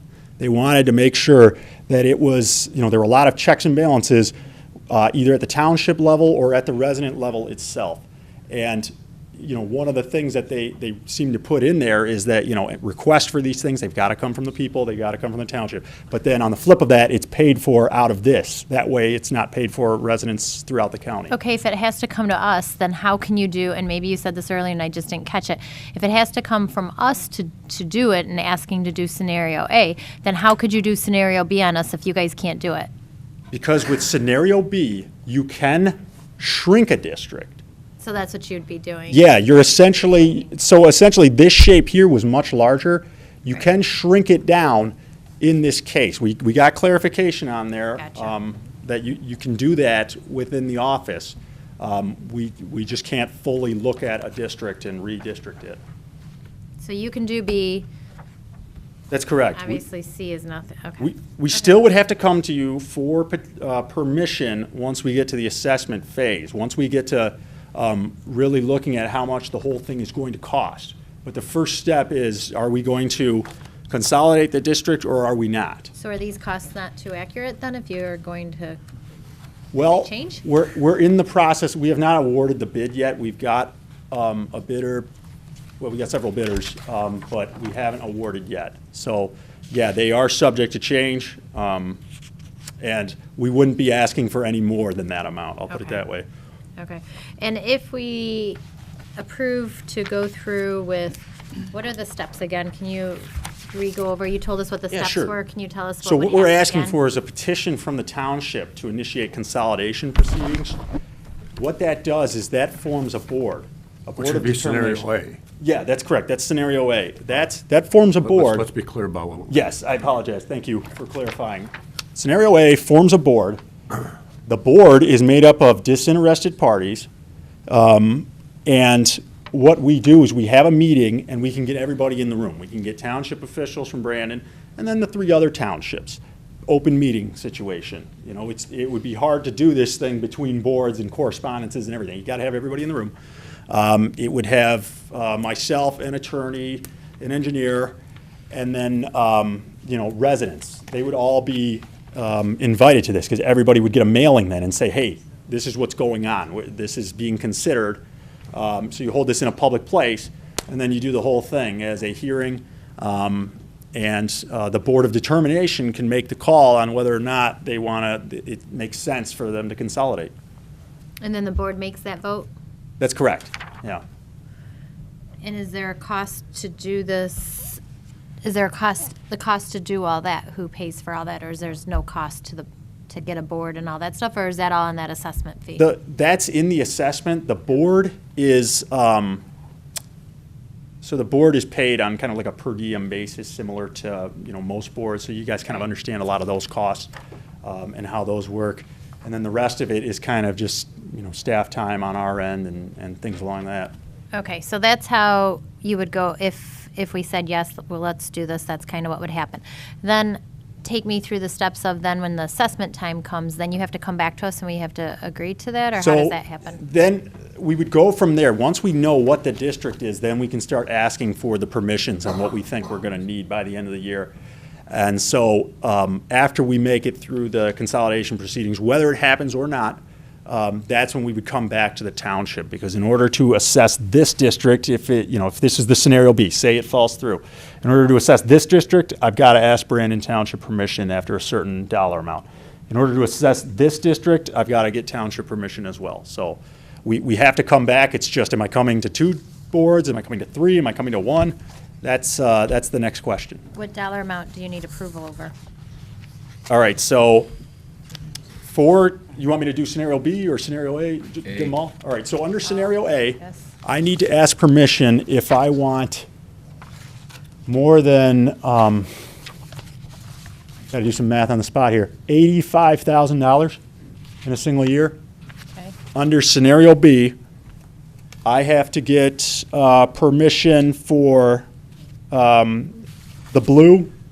I want to say 10 grand for that. The red 10 grand, the blue 5 grand, and then the rest of the district 80,000, I believe, or 75,000.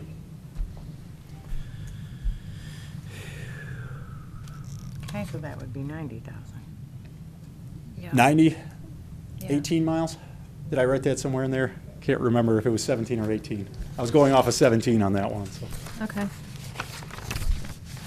And then hypothetically, I threw this out there, this scenario C, because we did look at a lot of different options on how you can go about this. This scenario C is just to show you that, hey, we've considered other things. We're not recommending this. But if you said, no, we like that original district, how about you abandon the Paint Creek in there? Your residents are going to shoot up in their dollar amount. And, essentially, Brandon residents will maintain those channels to the north. And we don't recommend that. That doesn't seem within the spirit of the Paint Creek Drain, which came along and said, we're all going to pay for this area. I'm sorry, what? All your papers are about to fall. Oh, are they? Oh, thank you. Might be able to take them down now. There we go. And do you hope to, if we go through with it, accomplish all this year, do the maintenance, do everything this year? Correct. I got a question. Yeah. I actually got a couple questions. These drains, these creeks, little rivers, whatever you want to call them, they flow through people's property. Is that correct? Correct. Okay, so you guys are going to go on people's property, and you guys are going to clear out the fallen trees, and what else are you going to do? So I think we they don't have actually easements. go. What? We have easements. Yeah, that's correct. But the easement channel, what we do actually is on foot. We walk up the channel from the nearest, essentially, mile road, and we cut the fallen trees up into manageable sizes and then place them on the channel bank. That's the most cost-effective way of removing blockages So the people from get the the channel. wood. Yeah, that's correct. Okay. Because really, they own the trees. Ultimately, Well, we're just now, removing them from the drain. That's where I'm going. Okay, now, if I had a creek, okay, and that's the way we pronounce it down south, okay? Crick, okay? If I had a crick and it went through my property, okay, and one of my trees fell in the creek, and it was starting to affect the flow of water to the point where it was like, you know, diverting it into my property and flooding part of my land. Yeah. What do you think I would do? You would probably remove it. Yeah, wouldn't I? I probably would, not probably, I would remove it. I would think that that would be the logical thing to do. And I have done that on my property, because my property does, a lot of other people's properties drains into my property. And I do have, you know, ponds of water there on my property. And I've done steps to fill in that so that doesn't happen all the time.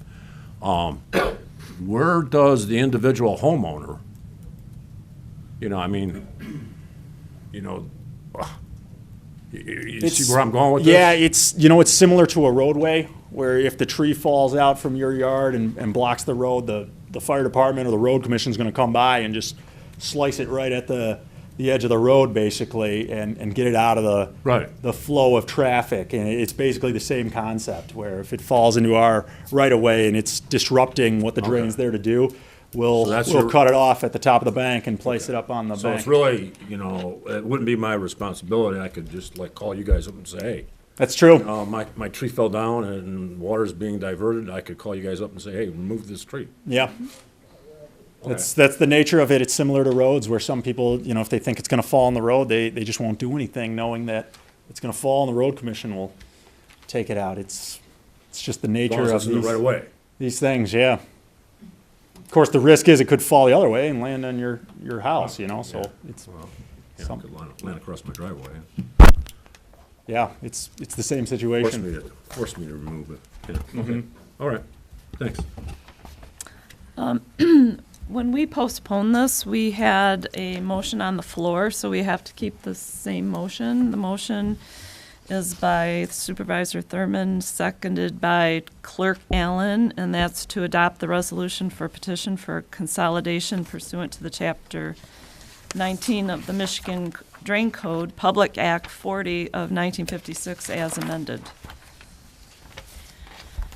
And so we have to address this motion first before we do anything else. Do it. Okay, are there any other questions for Jeff? Thank you, Jeff, for being My here pleasure. to answer all I our just questions. have a question.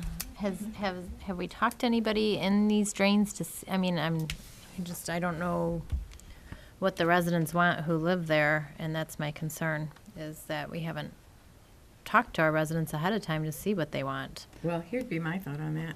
If you're the resident that has the tree down and you say, oh, well, that's great. If you're the resident down the road that's getting flooded, that's not so great. And the residents won't want to pay any money at all. Right. Right, I know, and that's my concern, is that some of it is a big change from nothing, since they've had nothing for some time, like you've said, to maybe up to $300. I will say this, I'm gonna point this out too. When we come back to ask permission for the assessment, you know, based on those numbers that I was throwing out there on what it could be for each individual drain, if there's really a reluctance to do it, then we'll just assess at the maximum that we can and, you know, remove the trees over 3 years or however long it takes. You just leave that liability out there. We're recommending do it all in 1 year. If we have to take out a 3-year loan to basically make the cost the same, then at least you've taken care of the liability and you get it for low interest, rather than having that sit out there and there's potential for flooding and damages. So even if, you know, you're concerned with that, there is still a way that we can get it done. It's just, it leaves more risk out there.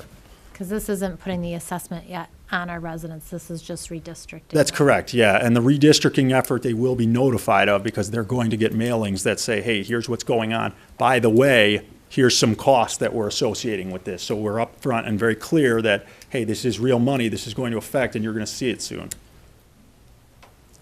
And what's that redistricting cost approximately? It wasn't much of it, was it? Yeah, it really wasn't, because you've got to look at the districts anyway. If you don't, then you spend time on figuring out the redistricting that we didn't consolidate. Okay. So, yeah, it was 20,000 or so. Okay. of Over the a lot of 262,000. parcels, yeah. Okay, thank you. Are there any other questions? Okay, we have a motion on the floor to adopt the resolution for petition for consolidation pursuant to the Chapter 19 of the Michigan Drain Code, Public Act 40 of 1956, as amended in front of us. So since there's no further questions, we'll do a roll call, please. Zapata, Yes. Cordella, No. Marshall, Yes. Allen, Yes. Broughton, Yes. Darnall, No. Thurman. Yes, motion carries 5-2. Thank you very Right, much. thank you. Do you have a copy of it, or do you need one? Do you have it still from the last meeting? Okay, I thank you. believe I've got a copy. No, I'm all set, just seeing if you needed one. Thank you. Sorry to make you wait so long.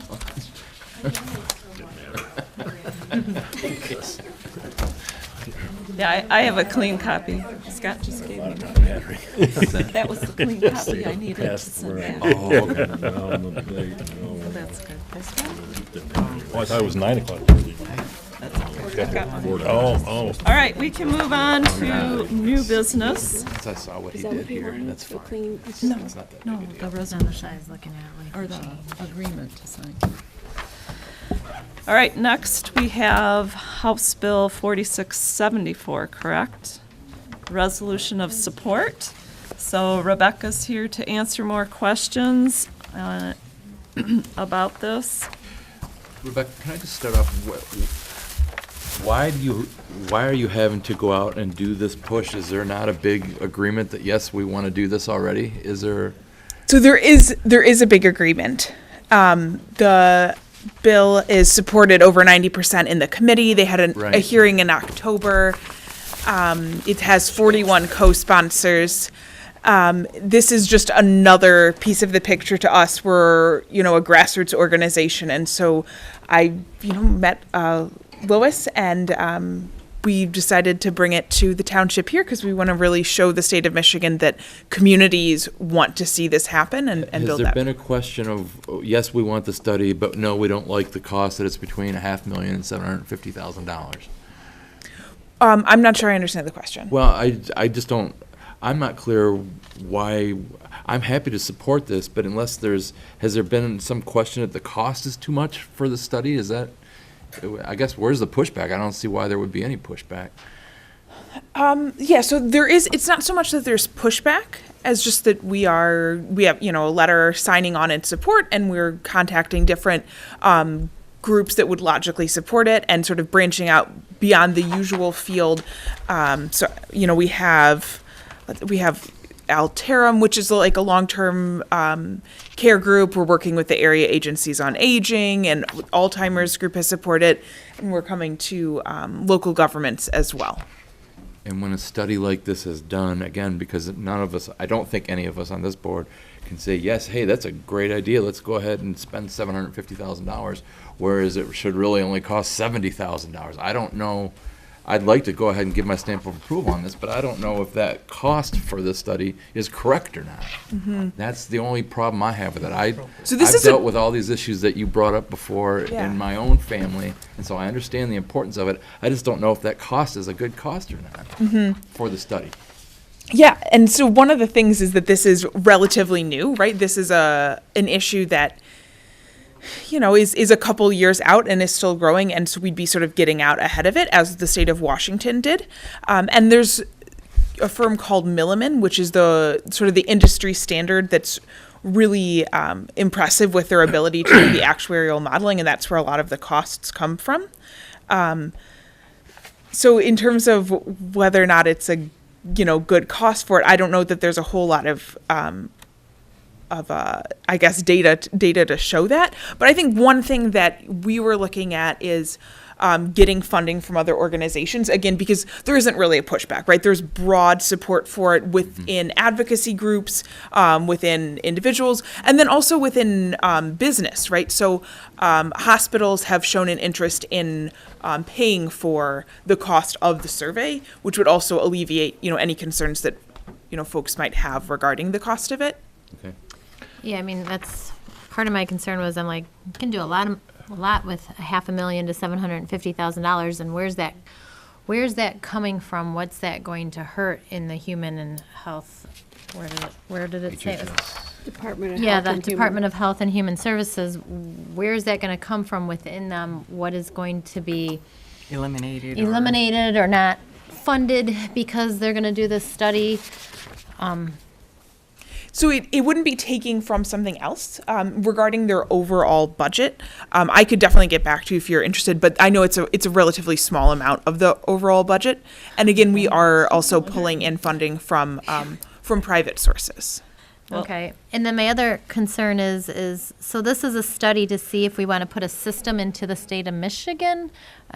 How would that be? I mean, is this like another tax that would? I mean, that's where I'm trying to come from. Then if this study's done and says we should do something, is this trying to cost more to our residents then? What's within the state, not just Brandon Township?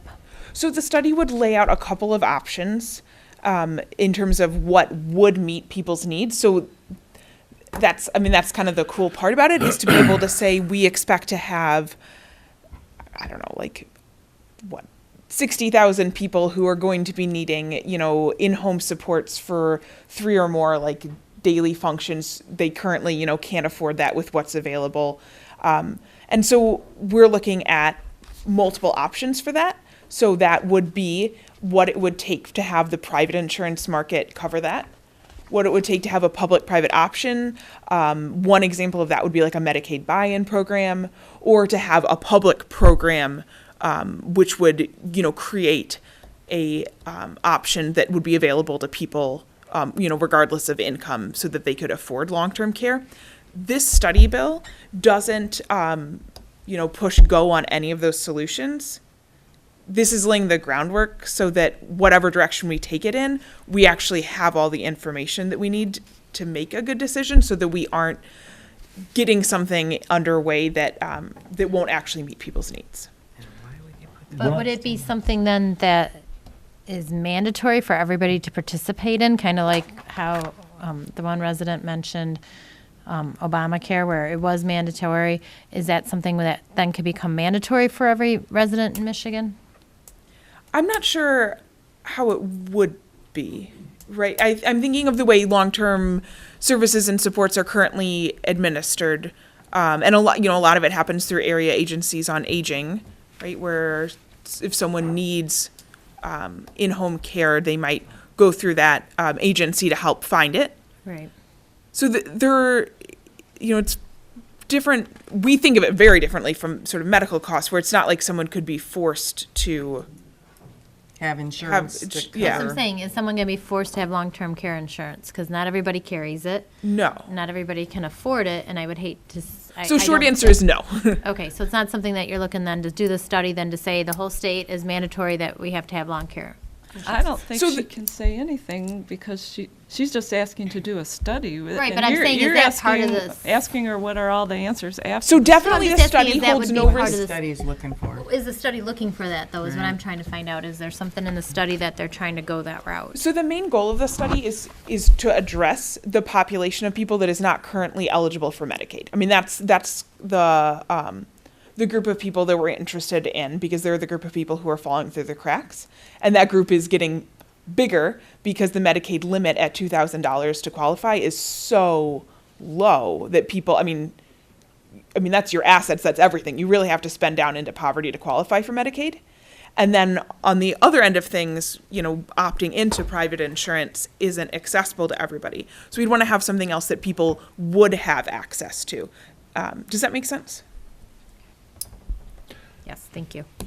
When I got this information, there was no information on here whatsoever of what your organization was. Is your website miunited.org?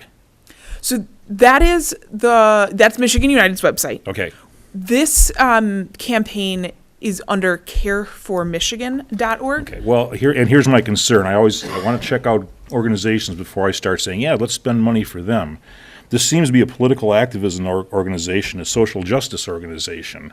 Immigrant and Native people support DACA. You're looking for criminal justice reform. This is the same group, Michigan United. let me see, it's hard to read because it has a blue background on here. I can. Talking about supporting of the Dreamers Act.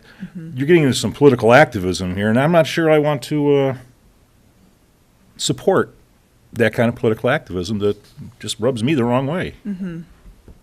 So this isn't a campaign that is connected to some of the other initiatives at Michigan United, right? Like the money wouldn't be going to us, it would be going towards the study. And it's a bipartisan effort. I understand that the money would be going towards the study, but given the history that your website shows, I can see where there might be some bias in the interpretation of that study, and I'm a little reluctant to say, yeah, let's go for that and give some money to that. Can you say a little bit more about how the legislature could be biased towards our organization in passing the legislation? Not that the legislation's good, that you could be. But how would... Because Is you your would be acting. organization going to be doing the study? No. But you would be involved in the study. No. You're not involved in the study in any way. You're not going to be I have a copy of the... providing. Where this is the piece of legislation. Oh, I got that. I have that. Okay. And I absolutely understand that you and I probably wouldn't, align politically. This is a campaign that's crossed a lot of, sort of traditional political boundaries. Right. And again, we find that it's an issue that touches everybody's family. And that's, why we're working on it. It's not connected to some of, the other issues that you might not support. Well, And to say it's not connected when you're sharing websites and web space and you're sharing representatives, it's a little disingenuous to say you're not connected. I guess I'm confused about how you see the long-term care study bill connected to a different Michigan United campaign. You'll have to rephrase that question. I'm confused about the concerns that you have about other campaigns that our organization does Right. impacting The Michigan legislature. Okay, if I have concerns with some of the other social justice programs that your group is involved with, I'm going to have some concerns also about to what extent you're going to be advocating for this study and the results that you want to see. Thank you. Maybe you could let us know, this is introduced by a number of representatives on this bill. Are these from both Political party. political parties? So there's 41 be. co-sponsors. Yeah, no, I understand they might be representing both parties. That still doesn't negate the fact that there is some political activism here in this organization. Kathy, I would like to reiterate what I said. I support the need to do a study. I can't support saying yes to $500,000 to $750,000 when I don't know how that has been bid out. Maybe there's another guy that has access to the same computer systems that could do this for $50,000.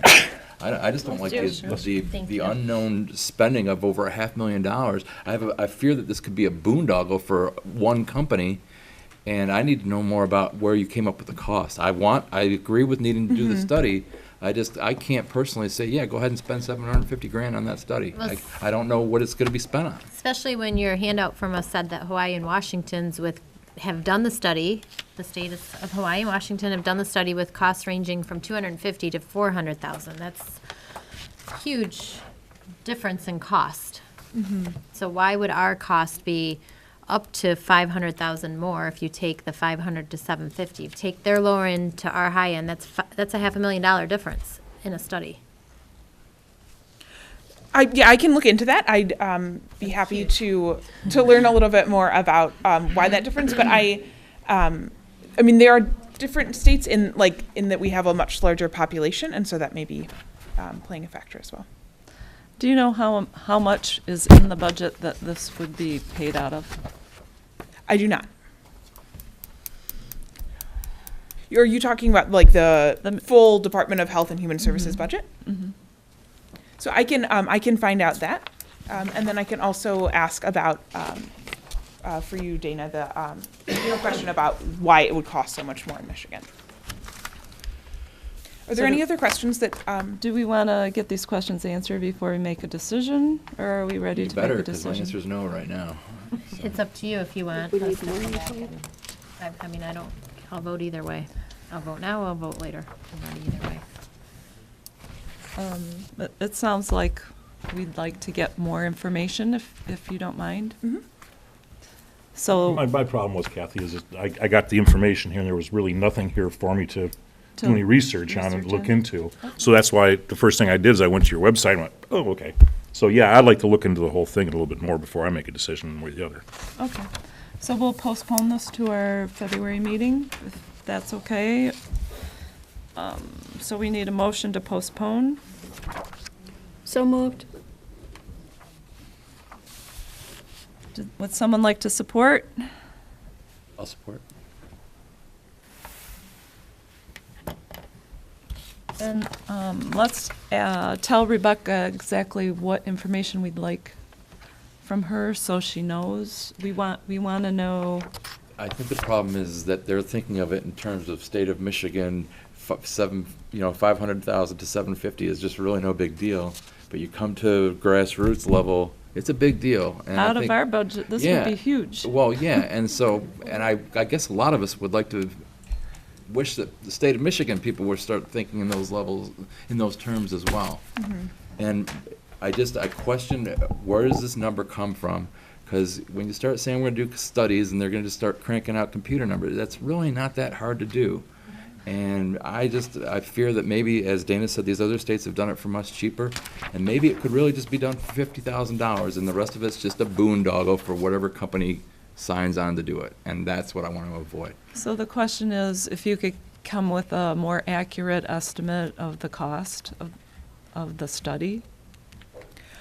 Well, I don't know that I'll have a more accurate within that range, but I can look into a deeper explanation of what that money gets. Yeah. I mean, now I'm curious about that as well. Sure. 'Cause that's sort of, I'm not a policy person as much, so I don't spend as much time with my head in. And you've done a good job tonight. Don't worry. It's just we just need more information before we say, yeah, spend $750. I will say that it is the same firm that completed the study in Washington and Hawaii. So it's not like we're not accessing sort of the best in the industry. We would be, and I can still figure out where that money goes, why the cost is higher than it was in Hawaii and Washington, And where the money's coming from. and where the money's coming from in the budget. Were there any other things that people wanted? I mean, one of my concerns was, but you probably wouldn't be able to answer it again, was, is this something that's going to become mandatory to the residents, to all the residents? And that would be a major concern of mine. So it's not going to, but also like it literally can't from the study bill. There is Right, I know the study can't, but it concerns me that the study gets done and says, well, let's do this, and then it goes, I don't know. And then it turns into. But then I just, thinking about the way care works, there wouldn't be a scenario in which we would be mandating the type of long-term supports and services because they vary so much between what people need. So it wouldn't ever make sense to say everybody's gonna, have someone who comes into their home for 24 hours a day. Do you know what I'm getting at with the? But they could mandate how you need to pay this much for this scenario. For these people. Yeah, This would because be it the said what least would be amount the that you can impact. put in. Yeah, they Sorta said what like would the. Obamacare. Yeah, it said what would the impact be to the current workforce, like looking at the workforce paying for it. Like, are you talking about a required insurance program? Yep. Because it said here, the study would report findings of the impact on the current workforce. So what are you going to have the current workforce pay for? Oh, that's okay. So that's a great clarification. We're not talking about the workforce at large. We're talking about the home care workforce. So the folks who are being paid to go into someone's home to provide care that is currently experiencing shortages, lack of training, those kinds of things. I thought When it you meant s- like our workforce. I'm sorry, pay. Dana. No, go ahead. When you said the study was done in Washington, is that Washington D.C., Washington State? Washington State. Washington State and Hawaii. Mhm. Okay, do you know the name of that company? Milliman. Milliman, can you spell it for me? Milliman. M-A-N? And it would be the same company doing the study for state of Michigan also? Theoretically, it's it's up for bid, but my understanding is that there isn't someone else who'd be contending. Okay, just so I can research them as well.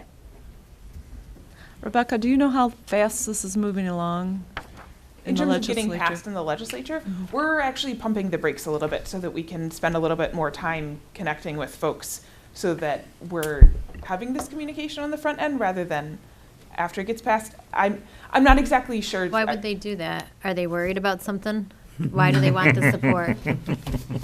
No, it's me. It's not someone else. Like, we are hoping to really find a lot of folks who are affected by these issues to make sure that the results of this study, are dealt with and that we find a good option. So it is having over 90% of support in the committee.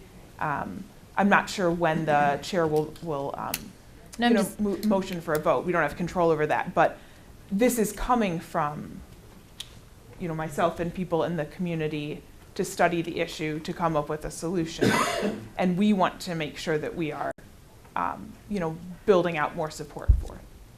Right, you just said it was 90% support, but then you're putting on the brakes, so I was trying to figure out, why are you putting on the brakes? Why are you looking for more support if it was already at 90% support?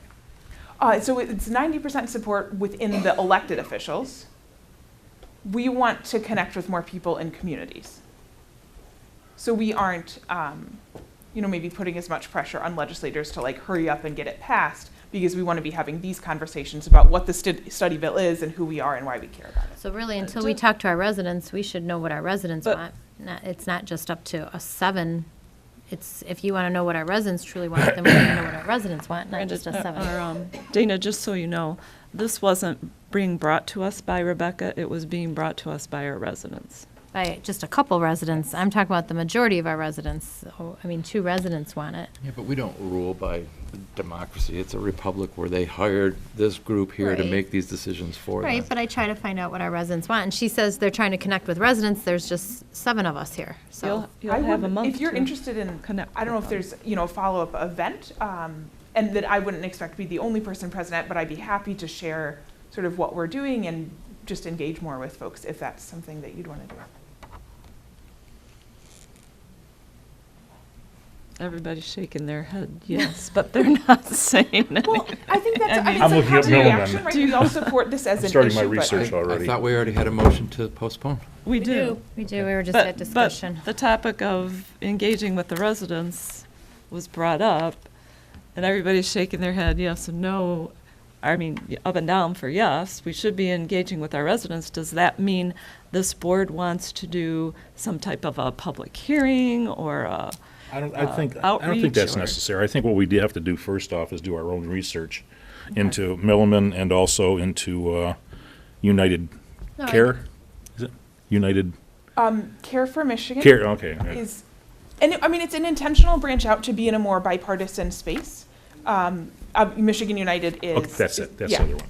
So we're all grown, so we can all do our own research before we even go that far. So And we can also look at all the sponsors of the bill. right. Right.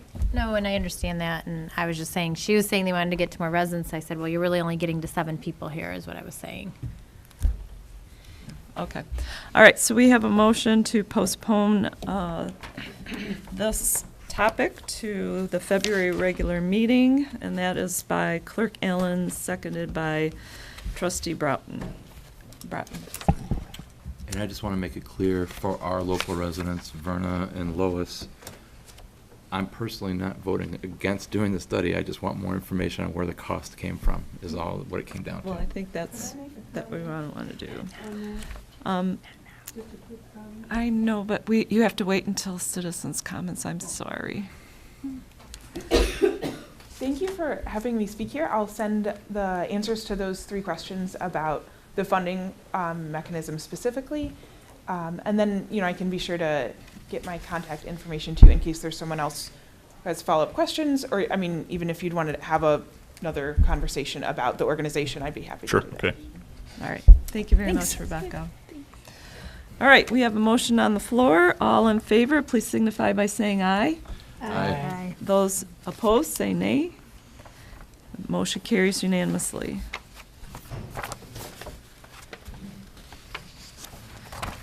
And we will go on to appointments for the Planning Commission.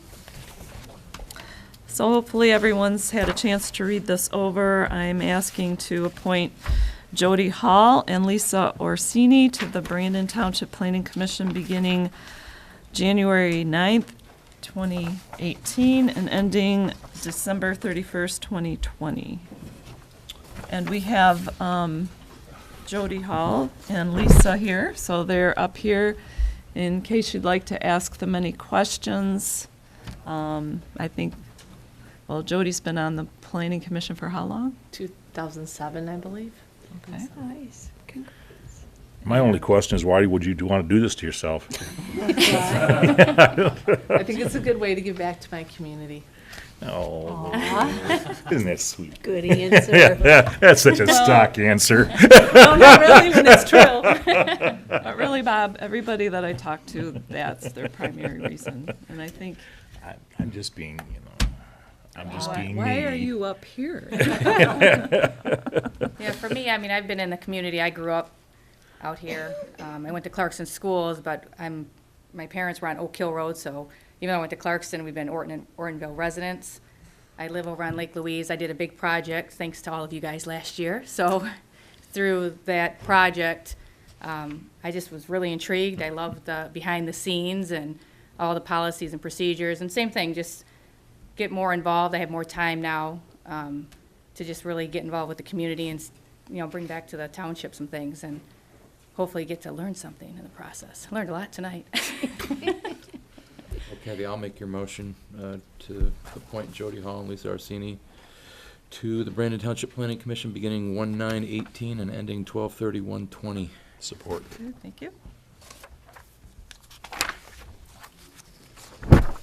All right, I have a motion by trustee Broughton, and it's supported by trustee Marshall to appoint Jody Hall and Lisa Orsini to the Brandon Township Planning Commission beginning January 9th, 2018, and ending December 31st, 2020.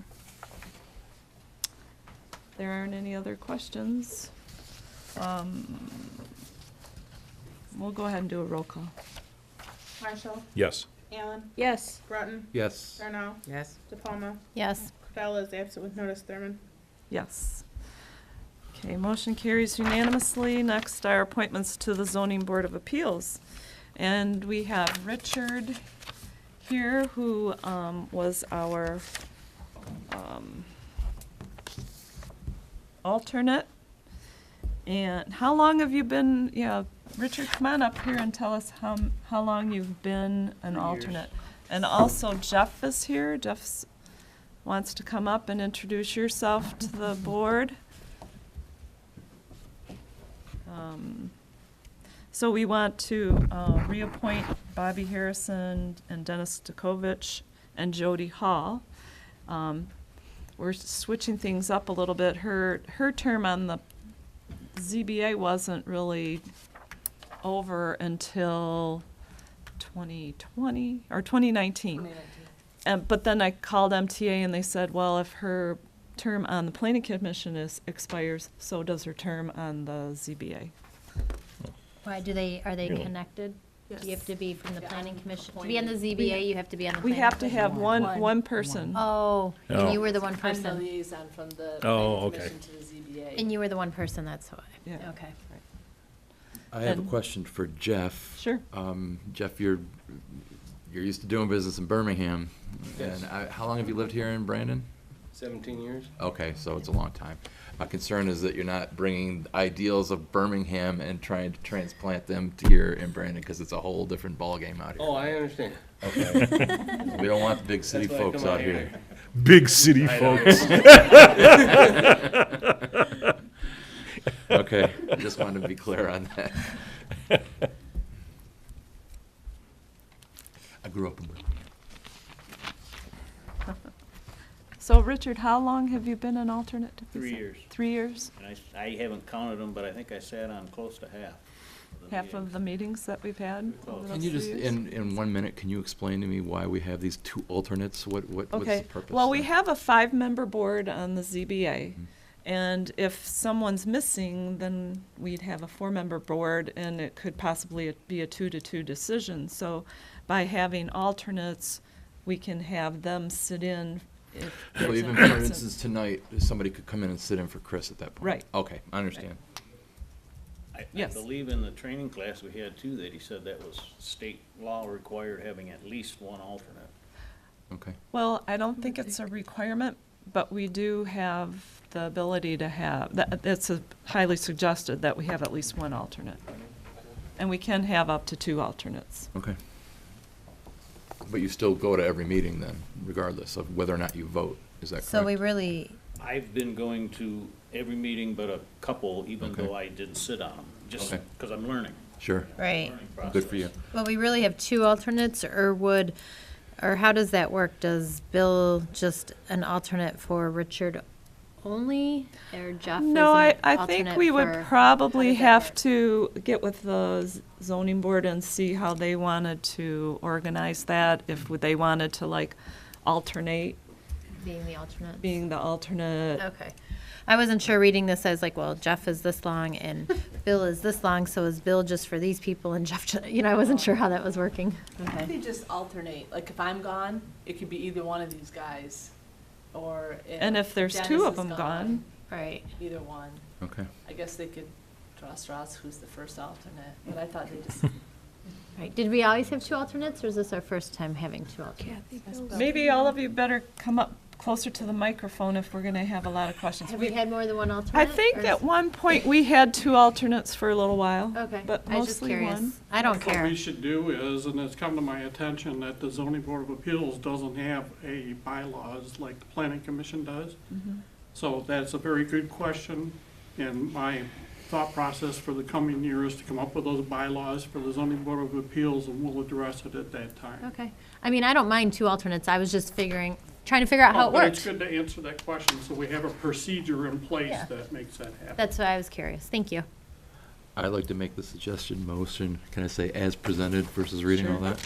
Yep. Support.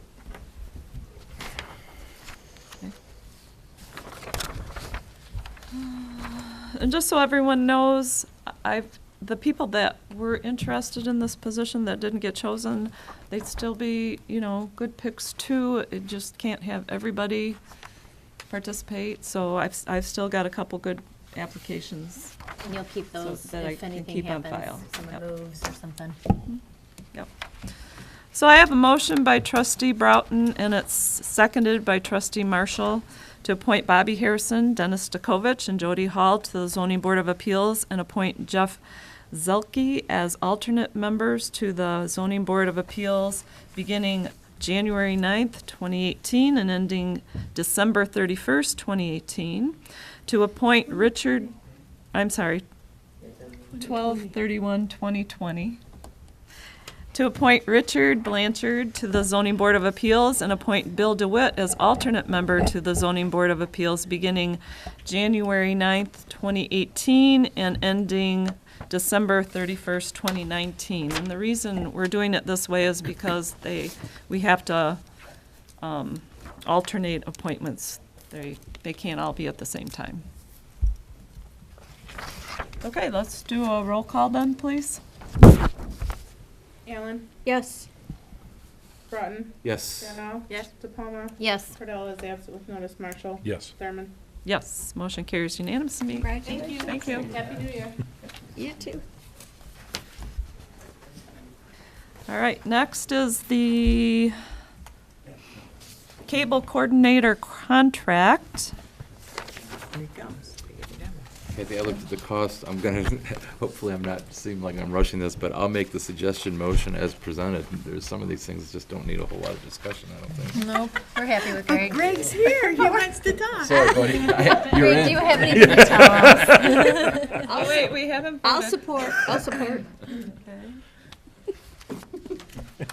This contract got revised somewhat with our, with MMRMA, and also Stuart has looked at it again too, just so everyone knows. But you know all the changes. Yes, and and I'll you're have happy general, with- I'll have the liability for you on Wednesday when I'm picking it up.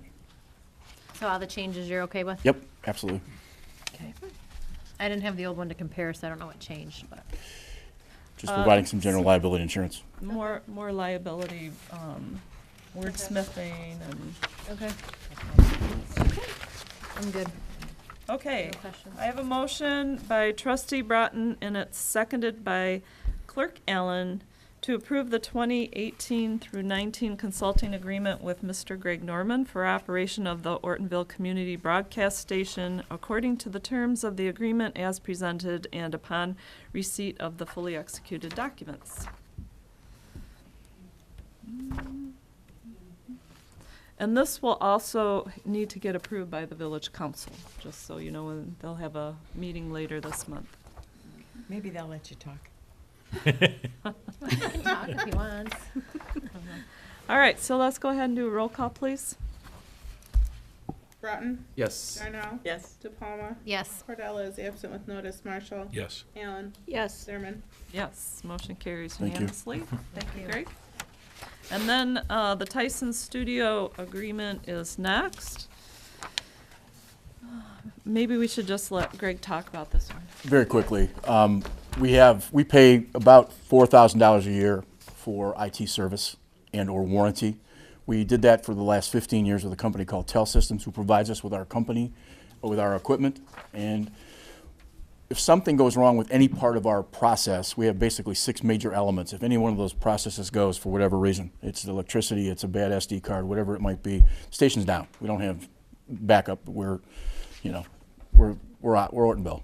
So from that, anyway, long story short, Systems decided to get out of the small business of cable access stations like ours for big dollar contracts. And the guy that serviced us for the last 15 years, Paul Tyson, has left and gone on his own. If we go back to Systems, who doesn't want us as a customer, they want us to pay about $4,500. We want to go back to Paul, who's now starting his own consulting information. And on the contract, what he'll provide for me is 24/7 IT service, whether it be by the phone or whether it be actually in directed coming out to fix any of the stuff. He's the one that put the systems in, so it's a logical process to cover us from that standpoint. And we just think it's a good fit because he's been with us for 15 years. He's currently working on finishing this up, so you'll have paddles that will be able to work this without having all kinds of wires and trying to jump up and down. So Right. Paul's been with us for a long time, and we've been pretty good about making sure our equipment is in the right order. So this is nothing more than a retainer for his services for the year, and it's about $1,000 less than we paid last year. And is there a difference between, he sounds like the right fit, but if we went with the company.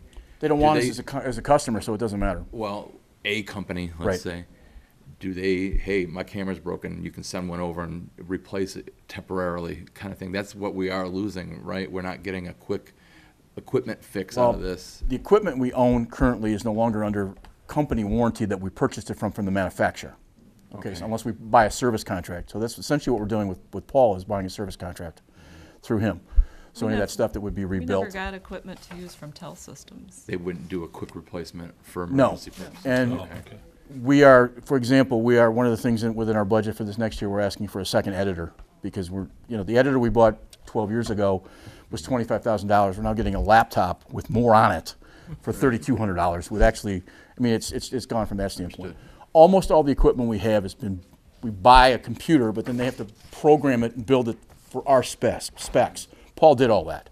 Okay. So he's familiar with all those things. So if something does go wrong, Paul would order widget B592 to fit in the computer, and we would have it back in a couple days. Okay. What we're paying for essentially is having on-the-spot resolution to be able to have problems. And if we went to a company, we'd probably go to if we were to use a company, we would use something in Light. It's the one that Oakland County Schools use. Lucas's dad works for the county, and that's one of the things that they use. And they're 7 to 10 days out half the time. And if I came to you and said, by the way, we're not going to have a signal for 7 or 10 days. Does he not outline acceptable. in his contract how he handles his 2-week vacation?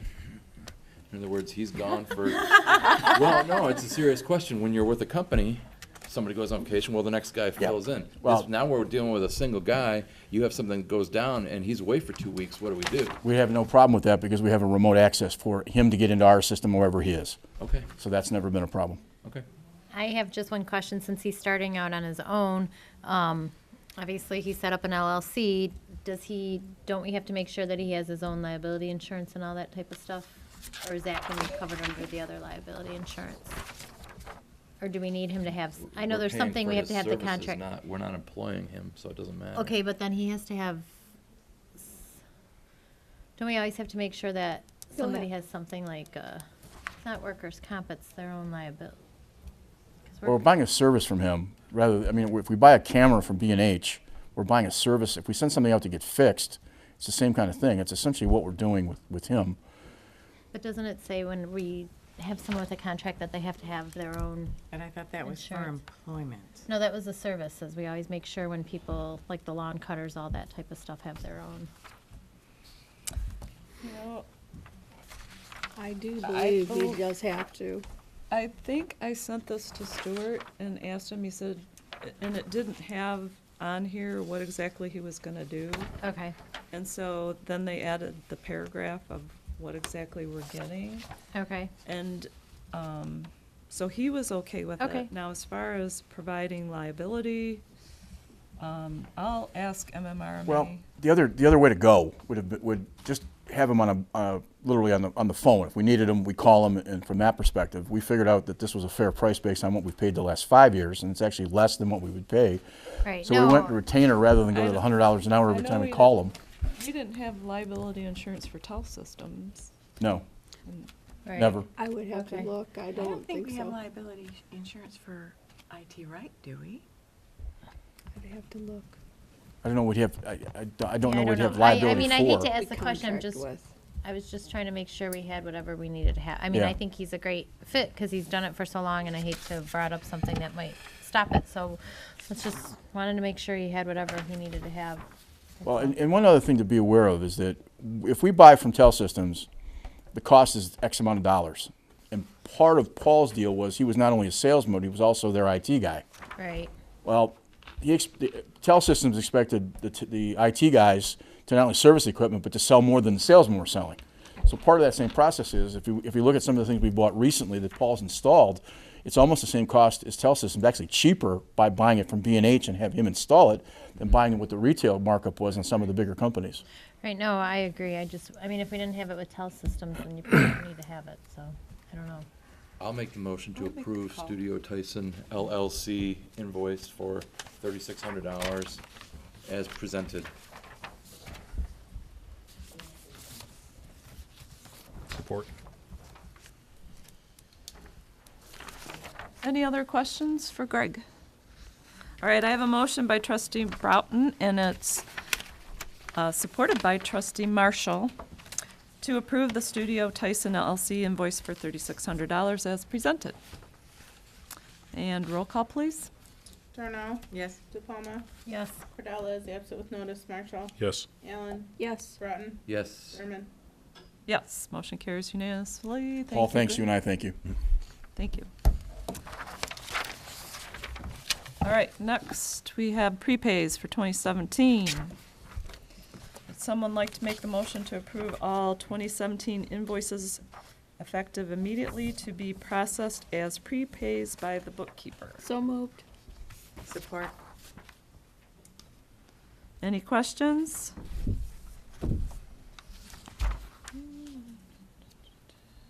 This is paying money, so we'll do a roll call. DePalma. Yes. Cordella is absent with notice. Marshall. Yes. Allen. Yes. Broughton. Yes. Durno. Yes. DePalma. I'm sorry, Thurman. Yes. You want me to vote twice? Motion carries unanimously. Next, we have the Sashabaw Road paving project. So,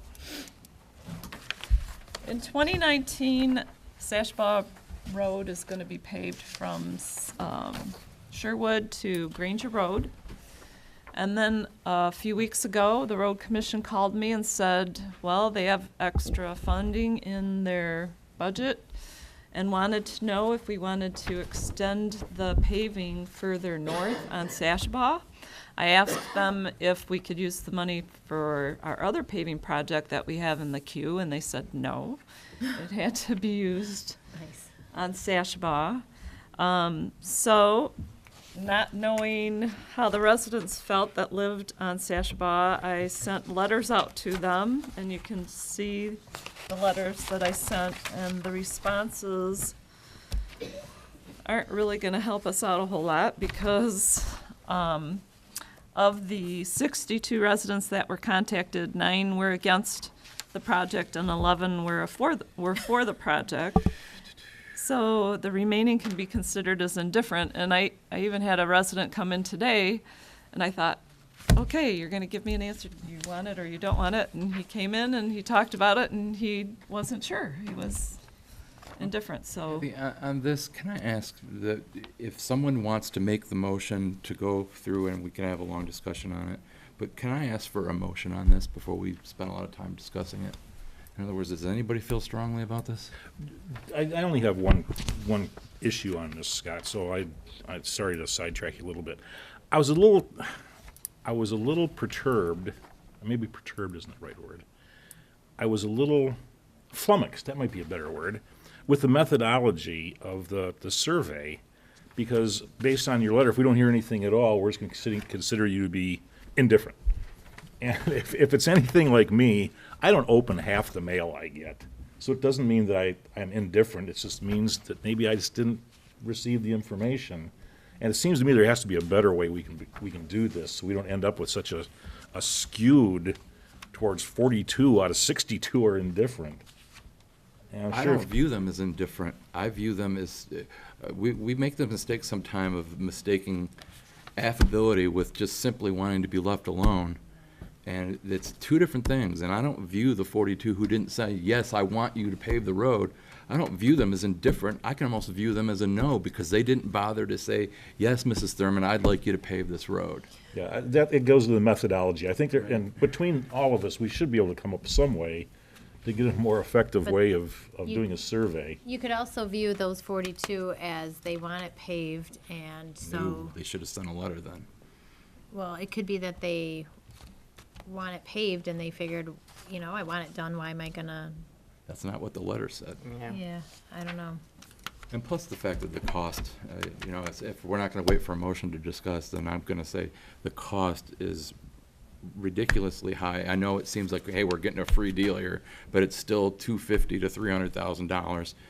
And we're telling people, no, you can't have more chloride on your road in the spring because we can't afford it. But yet we can afford $250,000 to $300,000.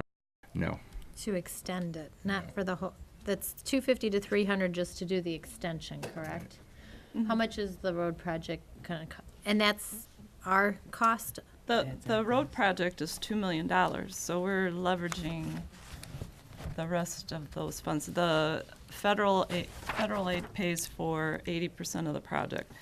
And then out of our 20%, which is roughly $400,000, we can use tri-party funds and some Metro Authority funds, but we're using a lot of that for the original portion of the paving that we're getting done. So we'd have to extend out our tri-party funds. I don't know if we would have, we'd be able to do tri-party with all of it. I guess that's where I kind of would like to have seen the numbers of, okay, this is how much we have this is how much the paving project that we are going to do is going to cost us. Mm-hmm. This is what the extension, obviously we got the township cost of $250 to $300. Of that, we already have this much more we need. I guess I would have liked to have seen that. And then also, how many miles is the extension? They don't know. They can't give me a concrete answer. But they can give you a cost without a. Well, they know how much they have to spend, but they Gotcha. don't know how far it's going to take them. How much is that Until first? they do the How many engineering. miles is that first? 1 mile. 1 mile is costing us $2 million, and it's costing us about $400. But right so now, it's going in to the be under a Metro- mile, probably. Well, I don't. This report shows the Metro Funds has $50,000. Okay. The Tri-Party project, we have $89,000. Okay. So far cry from we $2 don't even million. have all of our So 400 yet. if you have the 89 and you multiply that by 3, so 90 times 3 Is is like 270. 270. plus the 50 for tri-party. Is you're at 320. And then we've already paid, and I don't remember how much it was exactly, but we've paid for preliminary engineering. And I don't remember what So we what might that not even was. have all of the 400 yet Correct. For this project. for the first project. Right. So to come up with other money, if we don't even have all of the 400 yet, then how can we come up with more? He said we can extend beyond. Then we can't the do any other tri-party projects funds. then. Yeah, then you can't do any other projects. And if 1 mile is 2 million and it's costing us 400, then if this is 250 to 300, our cost, it's gonna be less than a mile more, that extension. And Dana, you're talking I like know. it's just a given that we should do it if we have the money, and I'm not sold on that. No, I'm not saying we should. It doesn't even sound like we do have the money. Plus, it sounds like it's not even a mile. It's not that much. I just see us, we're slowly just chipping away at the rural nature of this community, and I'm not for it, cost-wise and project-wise in general. Well, it doesn't sound like we have the money. If we had the money, then I would want to maybe do more research from the residents. I just since wish you that said we somebody would didn't make have a great motion survey. before we spend all this time discussing it. If somebody feels strong enough to make a motion, then let's go ahead and make the motion, and then Well, we can if you're discuss it. strongly not to do it, the motion is or is can not. make a You could make a motion, you motion. can vote Certainly I'll do that. I make a motion to, I guess I gotta be You careful on my can make a wording here. motion not I mean, to 'cause do the project. if Okay, I'll that- make a motion Because it says to. is or Yeah, is look, it not. says is or is not. Okay, I will certainly be happy to make that motion to not extend the Sashabaw Road paving project. Support. I would have had the discussion either way, so having the discussion before or after the motion wasn't going to matter to me. So.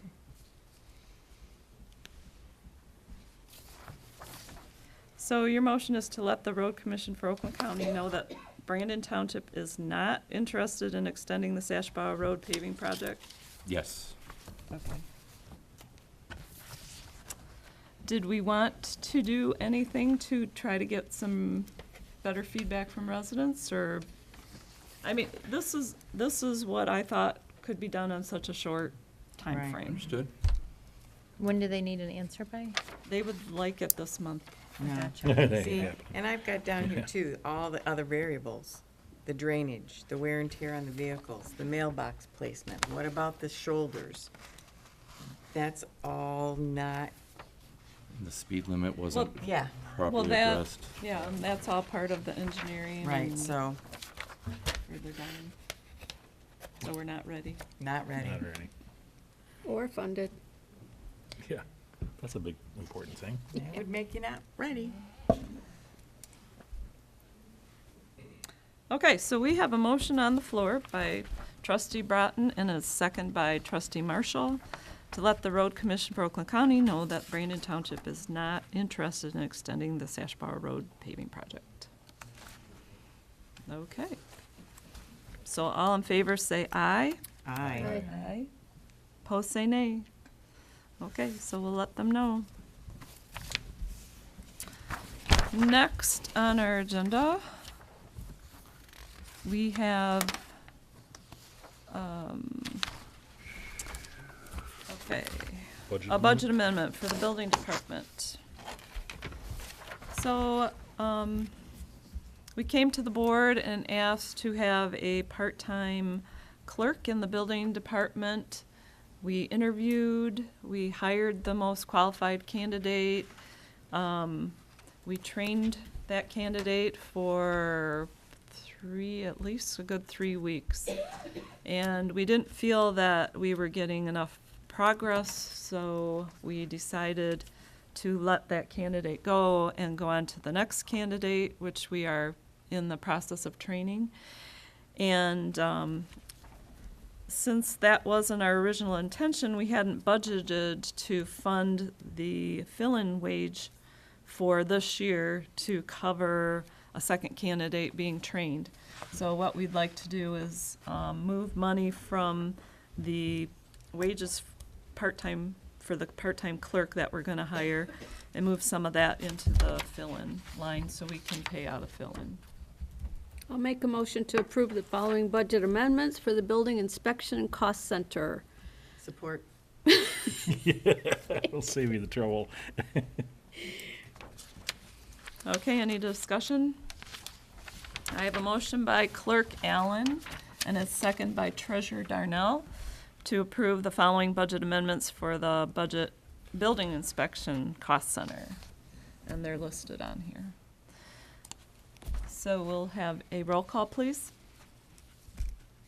Marshall, Yes. Allen, Yes. Broughton, Yes. Darnall, Yes. De Palma, Yes. Cordella is absent with notice, Thurman. Yes, motion carries unanimously. Next, we have, why do I have this? No, that goes with, You have this. this is I what's know. next. That goes with Belen, doesn't it? Yeah, that goes with Bel Oh, that's I just Bel-Ann. figured that out. Oh, okay, I was just wondering, why is it there? Okay, next we have a proposal from Treasurer Darnell, and that would be to extend the vacation days of her deputy treasurer.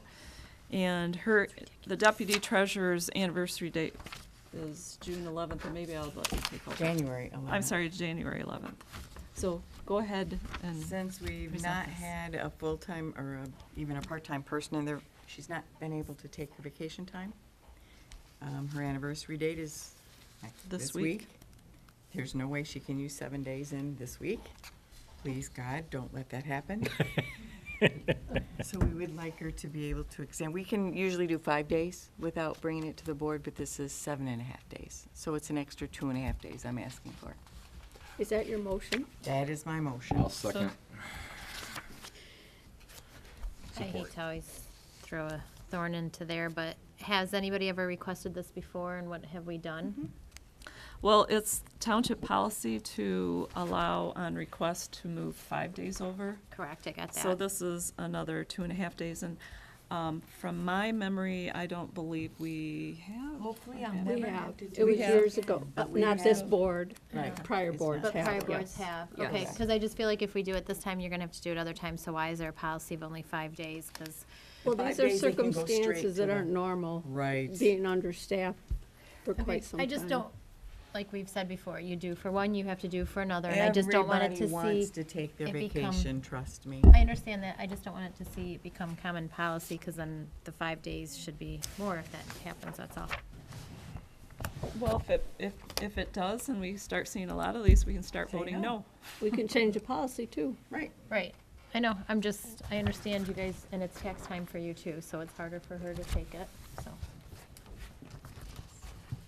All right, I have a motion by Treasurer Darnell, and it's seconded by Trustee Bratton to approve the unused vacation time of 7.5 days not used in 2017 by the Deputy Treasurer to be carried over and used after her anniversary date of January 11th, 2018. And we're not Is gonna that make it correct? the 12th, trust me. Yes, that's correct. Okay. Any further discussion? Roll call, please. Allen, Yes. Broughton, Yes. Darnall, Yes. De Palma, Yes. Cordella is absent with notice, Marshall. Yes. Thurman. Yes, motion carries unanimously. All right, so that completes our new business. You know And- what, Kathy, I'm gonna throw something out here real quick. I believe that this Bel-Ann discussion is gonna be a long one. You think? So do you want to take citizens' comments first? I would like to take citizens' comments and then postpone it for a special meeting for the Bel-Ann discussion. I also think that we should all be there because this is a big decision, and Chris would miss out on the whole presentation now that he left and we didn't know he was And I leaving. know Candy spent a lot of time on this, and I don't wanna rush through it just to be getting through it. And I also don't wanna see us having to double do it for Chris to get caught up too, so. Do we have additional questions on this information that we'd like to have brought to a special meeting? No, it's just a lot of discussion on what's already there, I think. The loan sheet I gave you tonight is, Well, that was one of them. Close One, we didn't guesstimate. see any cost for the renovation, but now that's one question that's fixed at least. That's An just a estimate, guesstimate, yeah, that's an right. estimate, but it's fair. it was an estimate through 2 walkthroughs with the contractor. The one thing I didn't see is, because you said the phones are all networked, if you wanna know my question, one of my questions is what is it to add phone lines there? It would be what we have here, most likely. Right, but you gotta get them moved and all that stuff, so is there a cost Okay. to that? I'd Because also they're like all to s- networked, so I'd that also was one of my like to see a questions. total cost to have the place air conditioned. We don't know what that is yet. And an estimate on the cost of air conditioning, the energy bill. And a generator. We won't Are know you an kidding? energy You gotta bill do because it's this? never been air conditioned. I know, but we will know the cost to put it in, though. We do right? know that cost. Okay, I don't know that cost. It's in the I packet. missed it then somehow. Is that where it said like X thousand per room? Is that Yes. right? Yeah. Okay. Correct. So I- that's- however that's many how they're rooms you're figuring it gonna out. want. If it's $5,000 So it's a lot. low end, and there's So 12 total rooms. cost, we're talking about somewhere in the neighborhood of $75,000 to $100,000 just for air conditioning. Then. It depends on how many rooms you want air conditioned. You don't want storage rooms, I would Any think. usable room would be air conditioned, I think, at Okay. this point. But the same thing with the suppression stuff, how much would it cost for that? Because the storage rooms are bigger than 10 by 10. How about if we just all email Candy all our questions? That's fair. Yeah. And then, but for her to bring the answer back to all of us, not just answer that. No, person. I won't even send you back an answer. I will Right. gather the Gather info, them and bring it back. get it Okay. added to Special the meeting. packet. Okay. I just want to make You have sure so nothing we're else to all do, right? informed. I have absolutely nothing to do. So we're all informed. Take a vacation. Yeah, well, let you carry some days over. Actually, I am Days taking a over now. vacation in February after the board meeting. I will not miss a board meeting.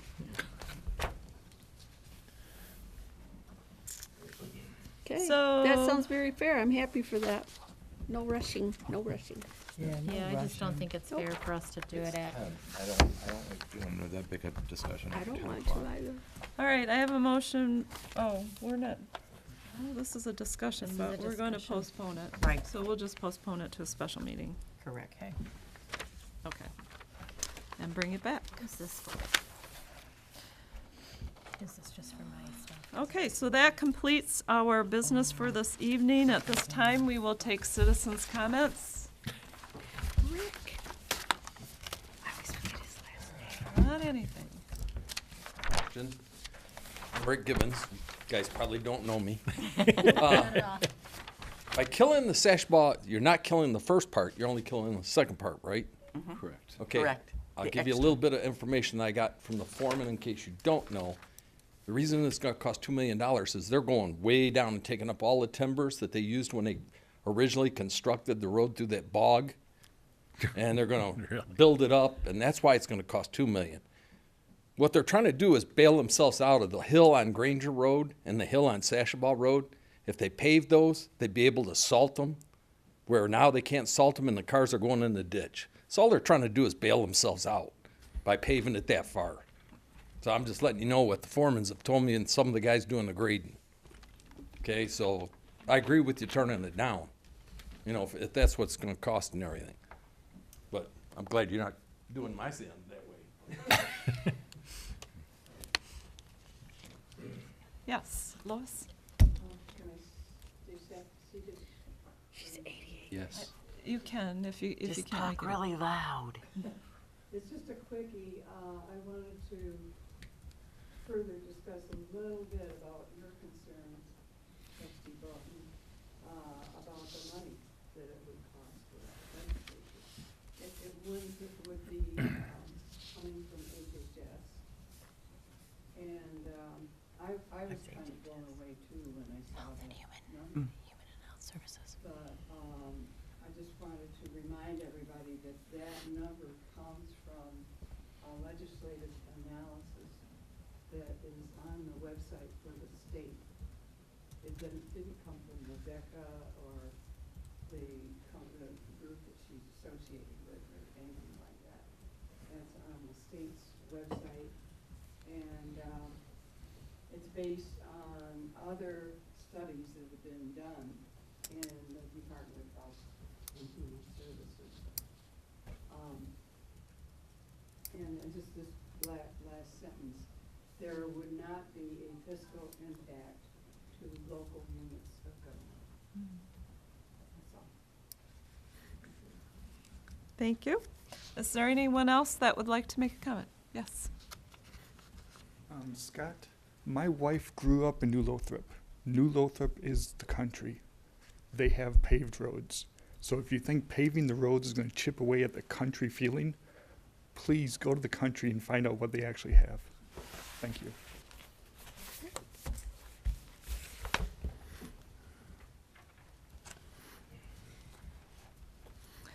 Would anyone else like to make a comment this evening? Yes.